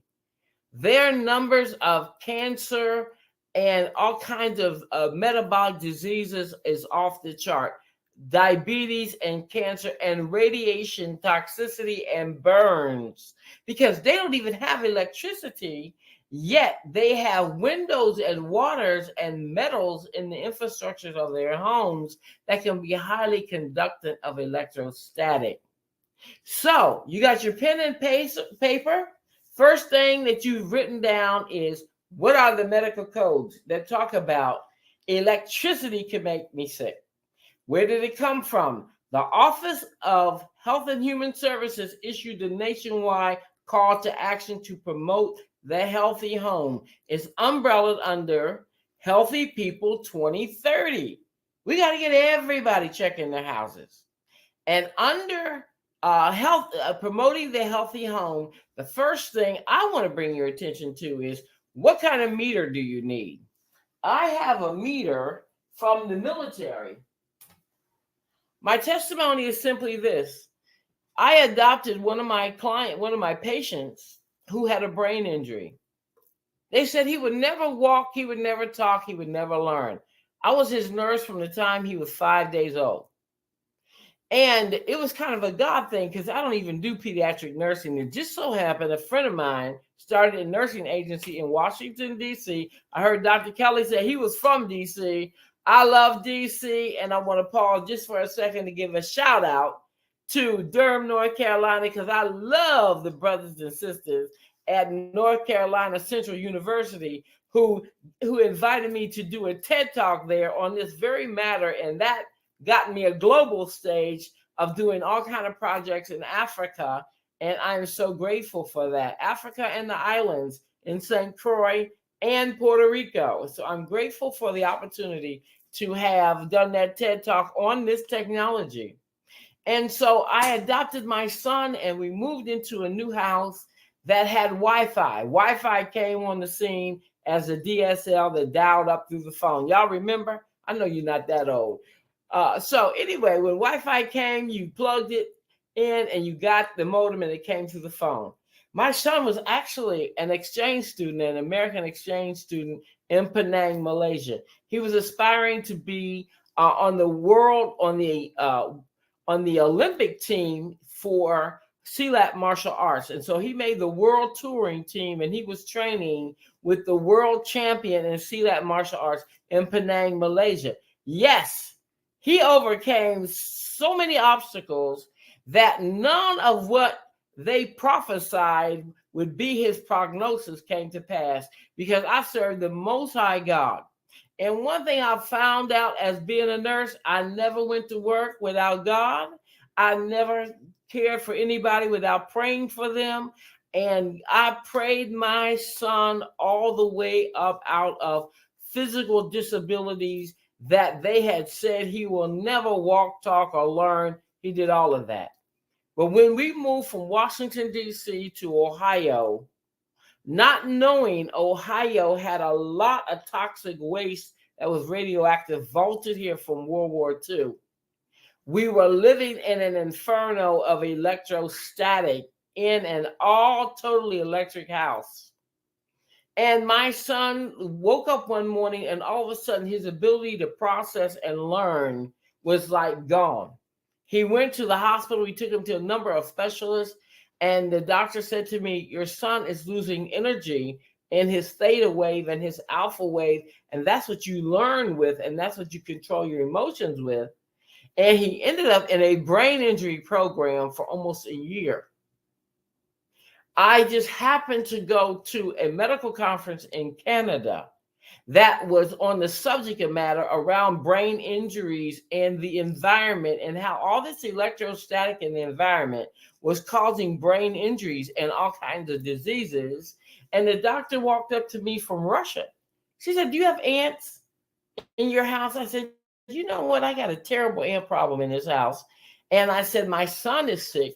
And she tested me and she said, lady, you are 100% radioactive. And I'm like, are you serious? She said, when you get home, don't play with this. You go find someone that can measure out your home, the electromagnetic pulse. Write that down. Electromagnetic pulse. You must know how much radiation from your electric system you're sleeping in. She said, lady, I need you to write down, get your house measured out. I called the local military base and some friends of mine there that were medical doctors, and they said, we know a lot of nuclear engineers. Let's see what we can find. They found me an engineering team, and they came to my house with a medical doctor who was a health physicist, and they brought this machine. Can you see this? This is called a Stetzer. Stetzer. Stetzer. Again, that's Stetzer. Stetzer. Stetzer. This Stetzer was designed for doctors and nurses in the Army because they said there was too much electrostatic in our operating rooms, in our patient care suites, and in our emergency rooms.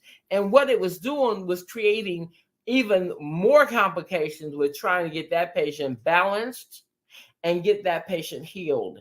And OSHA confirmed this because OSHA said that there was too much electrostatic, and they stepped in with regulation, a new regulation. Write this down, Regulation 1910 333A, which says if you have an employee working with anything electrical that plugs in any type of energized machinery, you must give them protective gear. And they told hospitals, you've got to lower the electrostatic in your operating suites and in your patient care service areas because it's too high. And the doctors and the nurses were getting sick from radiation toxicity and radiation poisoning. So this machine only measures to 2000. And I'm going to ask my son if he could assist me. I have a handsome son named Khalil Zia, my second son, who was one of the first adoptions ever done in the White House.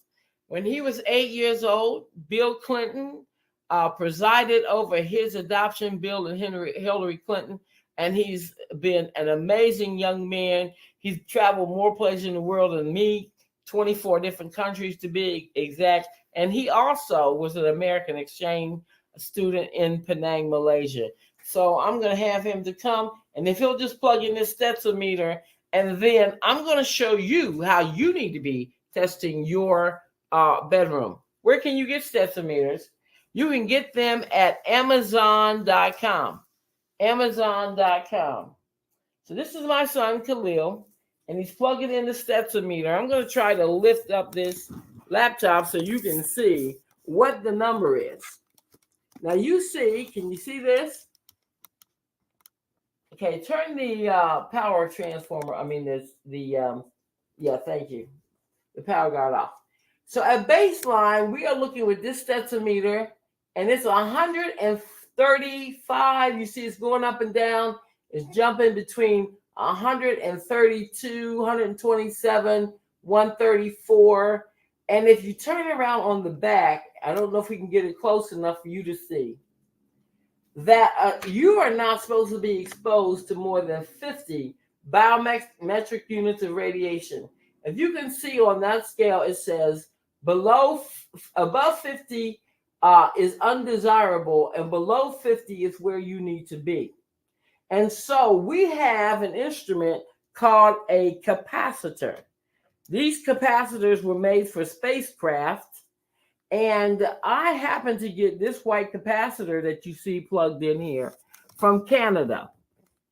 If you Google Nevis Corporation, Nevvus, this is actually a capacitor that allows me to test for patency of the line to see if your house or if your bedroom can support any type of technology to lower radiation in the wall. And so we're going to plug it in, and we're going to show you how these capacitors work. Nevis.com in Canada. I am the international spokesperson for them. And you see, in a matter of seconds, it brought that level from 138, 140, a fluctuation between 125 and 142, I believe was the highest, down to below 38. It's jumping between 35 and 38, and that happened within seconds. That's what you need to be concerned with, is your bedroom making you sick, because anything above 50 can alter your red blood cells and put you at risk for leukemia and all types of cancers and all types of mental illness. Now let's just park right there and unpack for a second. This is your head sleeping in 138 biometric units of radiation. And that meter says you're not supposed to be more exposed to more than 50. So electricity is like fire that burns you from the inside out. So here you are, you have your head sleeping in 138 biometric units of radiation all night. That's enough to drain your brain. You wake up in the morning with brain freeze, brain fog. You got to sit there 15, 20 minutes. And let's unpack that a little bit. Alzheimer's, they're saying now, is type 3 diabetes. Why? Because the brain is now resisting the absorption or the uptake of insulin. Well, when you put your brain in a storm, when you have your brain in an electric field, one of the things it does, it causes constriction of the cellular membranes because they're under stress and they don't know what's going on, because electricity stimulates the cell in such a way it causes it to drain its minerals. And the body begins to slow that process down so it can maintain your equilibrium. And I submit that this phenomenon is caused because your head is sleeping in electric static. And so I want my son to come and I want to test him. We're going to turn his computer around and I want to show you a test that you can do. Everybody, have you heard of muscle response testing? We're going to test his muscles and see, does his muscles like this wall behind here? We're going to turn that capacitor off and we're going to come back in just a few seconds.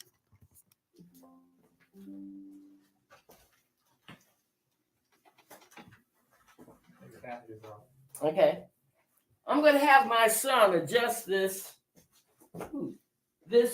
computer now so you can see me and him together. He's going to try to adjust the angle. Where's your plug at? And okay, can you see me? Mm-hmm. Okay, good. You can see me. Now I need you to see him. So we have a capacitor pulled out, and he's getting ready to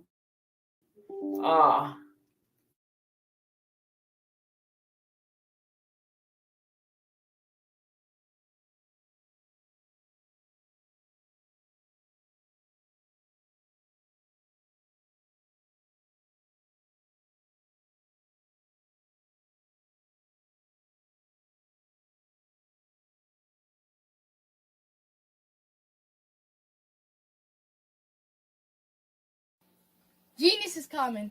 Hello, everybody. My name is Lil Asmar. I'm 13 years old. I'm a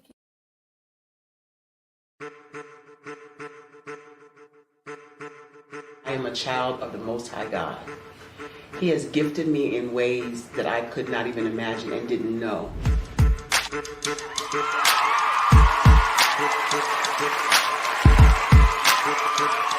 There was a time when I didn't know who I was.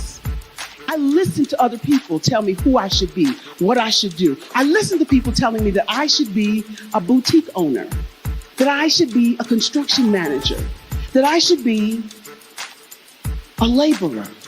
Have you ever felt like you should do something else, be something else, go somewhere else, be wherever you wanted to be, and you felt like you were in a box? Anybody in the room? And you couldn't get out. Anybody in the room? And you kept trying to go and go and you couldn't get out. Anybody in the room? But let me tell you, you need to rock the box. Rock the box.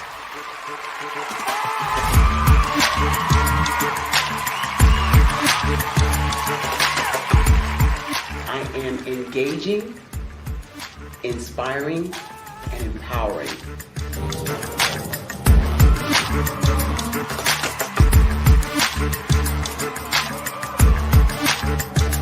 I would give you everything I know.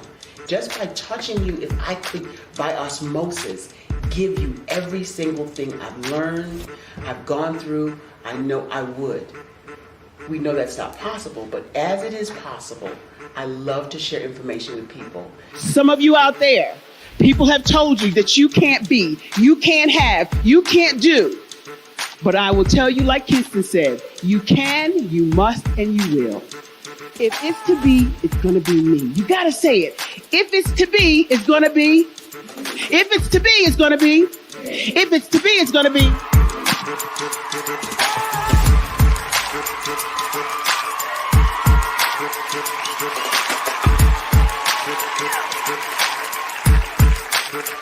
Barbara is because she believed what her mama said about her and not what other people told her. Every day you wake up, when you're in a situation, it's your choice whether it's an advantage or the disadvantage. She gained her confidence and her life, and now she is a testimony. If I can help you elevate yourself, then I feel like I'm elevating my own self as well. What you know and I know together can change the world.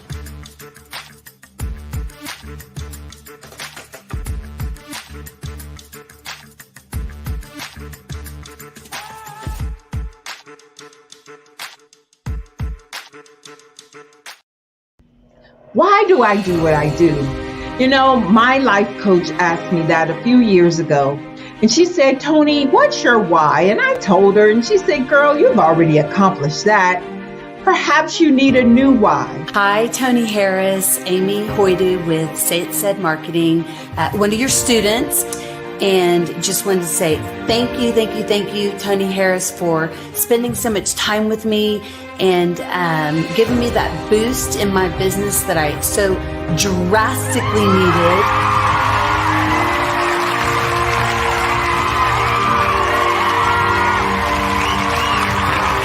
My why is to touch, move, and inspire my clients to take drastic steps to be better than they were before they met me. I'm a resource. I'm a connector. I want to help people build deeper relationships that are beneficial to their life and business. That's what I do best. So, first thing you got to do is show up. And speaking is a way to magnetically attract your ideal client to you. How many of you use social media that way? Absolutely, and this is how you look to the world. Drastic steps are the steps that are needed to be successful. And my business is drastic denotes a mindset. Getting out of your comfort zone, doing something that you don't necessarily feel comfortable doing, want to do, but you know it's a necessary step to be successful in your business. I get the most satisfaction when I see my connections flourishing into relationships long after I am gone. Hi, my name is Jasmine Augustine with Media Jasmine, and I've joined several networking and referral groups in the area. And Network in Action Northeast Houston with Tony Harris Taylor is one of the best organizations that I've joined. I love that piece of what I do, and it is what fuels my fire.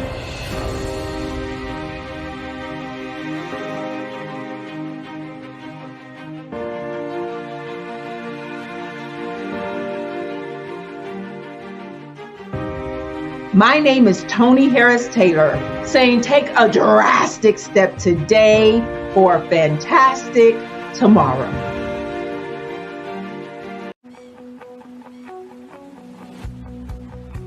I am Black Business.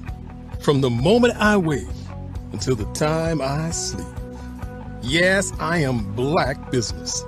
I am Black business. Tell me, are you Black business? I am Black business. Do you support Black businesses? Listen, I support Black business because I am Black business. Black Business Expo, one of the largest business showcases in the history of Black business in the world. The world. Sign up today at www.blackbusinessexpousa.com or call 919-308-9090. I am Black business.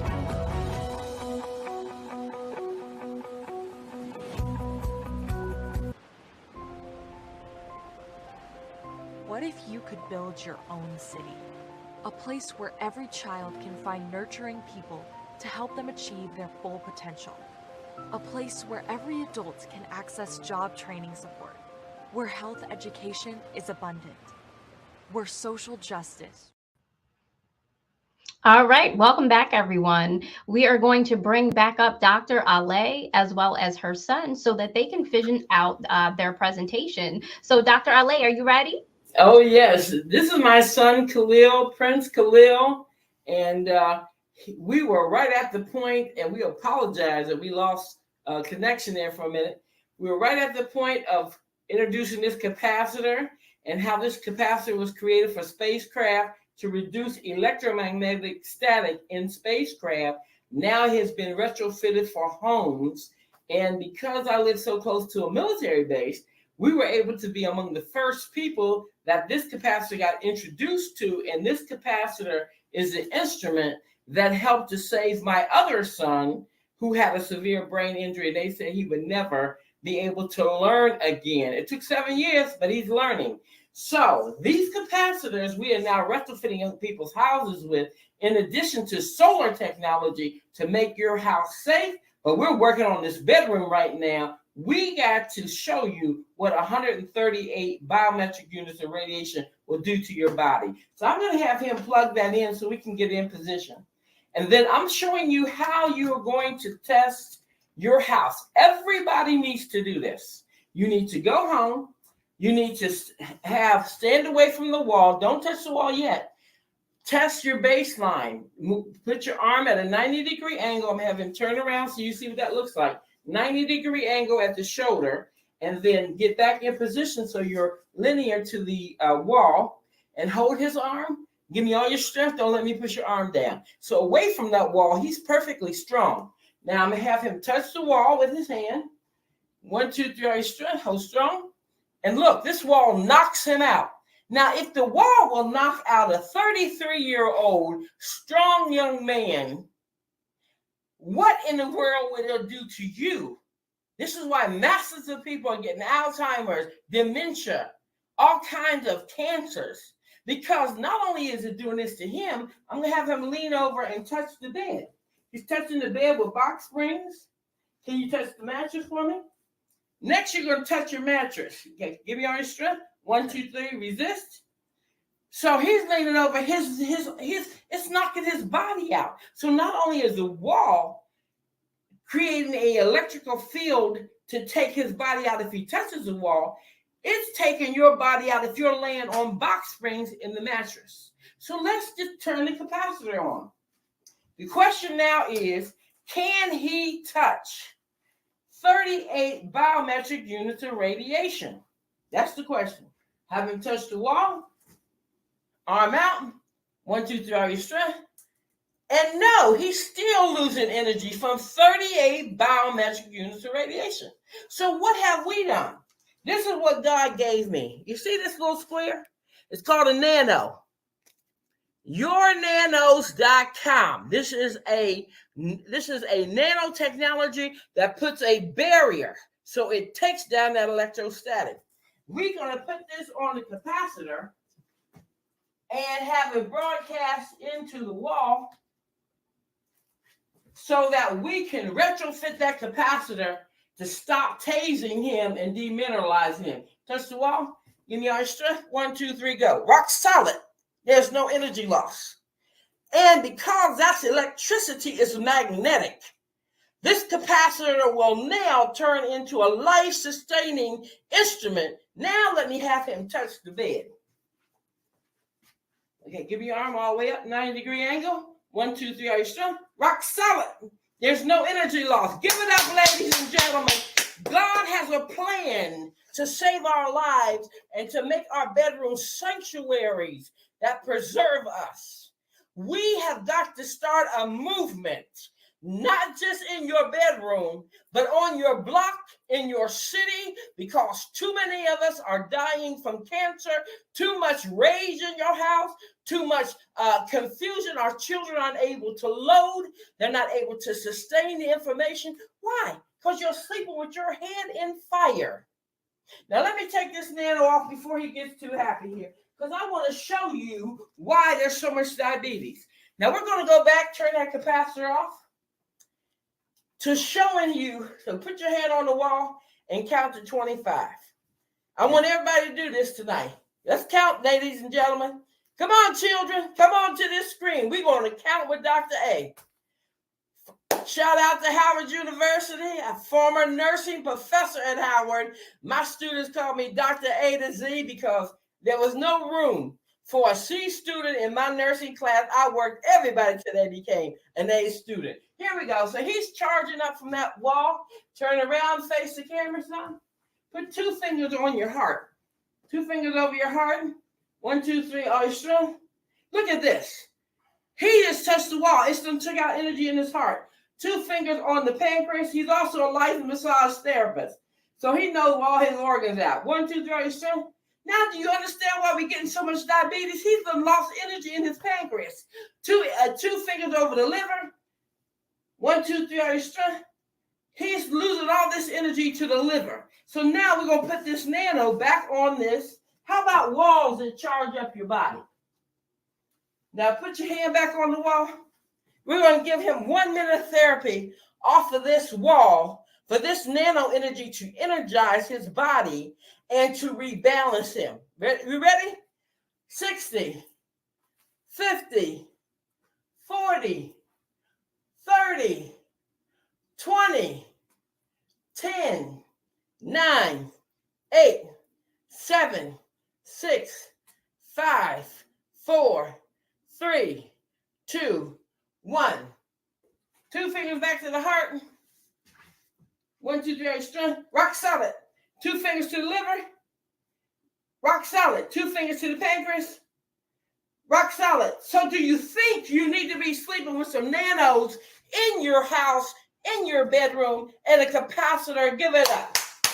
Safer bedrooms. We have a movement in your bedroom healthier and safer so we can preserve our love, we can preserve our health, we can preserve our joy, and we can preserve our families. I am tired of fathers dying, mothers dying, children sick, and I'm doing something about it. And who will join me at yournanos.com? All right. Thank you so much. Wow, Dr. A, that was amazing. Please, everybody, make sure you follow up with her. This is Genius 4.0. He's been around the world, American exchange student to Penang, Malaysia. He speaks more languages than me. God is an awesome God. First adoption done at the White House. Our God is an awesome God. Yes. Dr. A, she was so amazing, everyone. So thank you so much for joining us, Dr. A, on the Black Business Network. So today I want to also talk to you about the Black Business Network Expo's mission, which is to raise funds for high school seniors going to college for K-12 entrepreneurs. The Expo is a fundraiser for students, and you can go to www.blackbusinessexpousa.com to donate to our scholarship fund, or use Cash App that's on the screen below, which is $BBXUSA. Our goal is to give laptops and up to $5,000 to 10 students. Students can register online right now at blackbusinessexpousa.com. Every dollar counts. So you want to remind you to donate to the scholarship fund.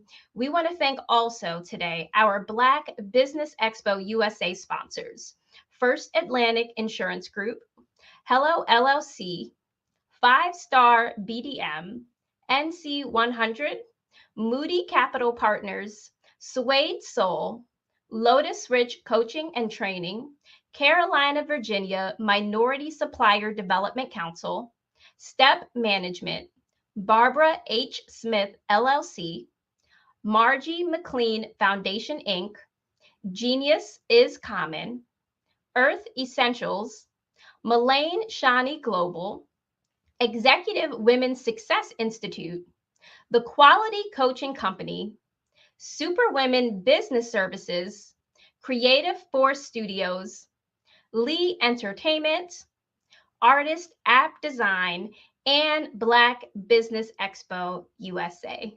Genius is common, and I'll see you on the other side.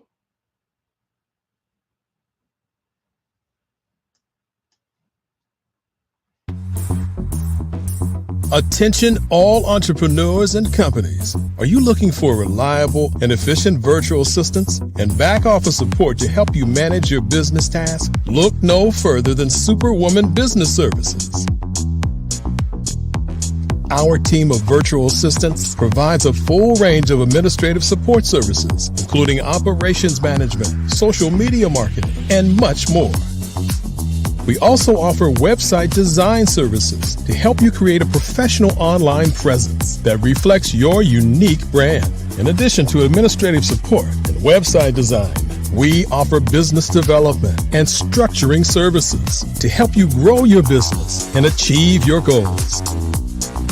We'll work closely with you to identify areas of improvement and develop a customized plan to help you reach your full potential. At Superwoman Business Services, we understand that running a business can be overwhelming and time-consuming. That's why we're here to help you fly high and achieve success. Our virtual assistants are highly skilled, experienced, and dedicated to providing you with the support you need to thrive. Come fly with us and take your business to new heights. Let us help you become the superhero entrepreneur you are meant to be.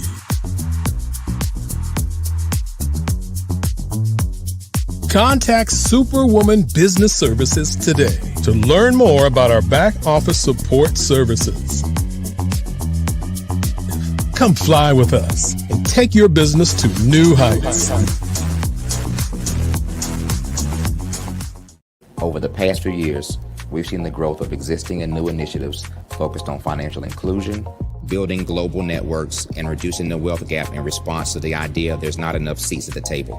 Whether their outcomes are to increase the representation of Black executives on corporate boards, ensure an inclusive global economy, or to create new U.S. African commercial pathways, the strategies are often carried out by separate programs. The question is, should they be? With the continent of Africa being home to more than half of the world's fastest growing economies, the youngest workforce, over 400 companies generating more than $1 billion annually, 700 generating more than $500 million annually that are poised for growth, and being the destination of nearly $5 billion in venture capital in 2021. Diversifying U.S. and Africa commercial engagement by building bridges between African businesses and their U.S. diaspora should begin being seen as mutually beneficial. From helping to reduce Africa's enormous capital gap to catalyzing two-way trade opportunities, the COVID-19 global pandemic hopefully has taught us that global challenges and opportunities are more interconnected than we thought. During the pandemic, African companies like Unicorn Flutterwave, insurance provider Reliance Health, ride-hailing app Yasir, and 54Gene, the continent's first bank of DNA on people of African descent, proved that when African companies have access to networks, capital, and information, they grow big, grow fast, and create solutions that are valuable to the world. This is why Be Direct was created. We are the first U.S.-based but African-centric board preparedness and board search company designed to connect U.S. Black talent and corporations to African businesses. Unique and fundamental to Be Direct's success is our process of helping board candidates adapt their experience and networks to an African context before they're connected to high-growth companies that are looking to locally and globally scale. From our focus groups with African business execs and government leaders, we don't ignore the sentiment that business is easy, but people are hard. Having a pool of board candidates with hard-to-access networks and extensive experience across the business life cycle, including successfully raising capital, is table stakes for an initiative like this. So yes, we have that. But corporate or entrepreneurial success in the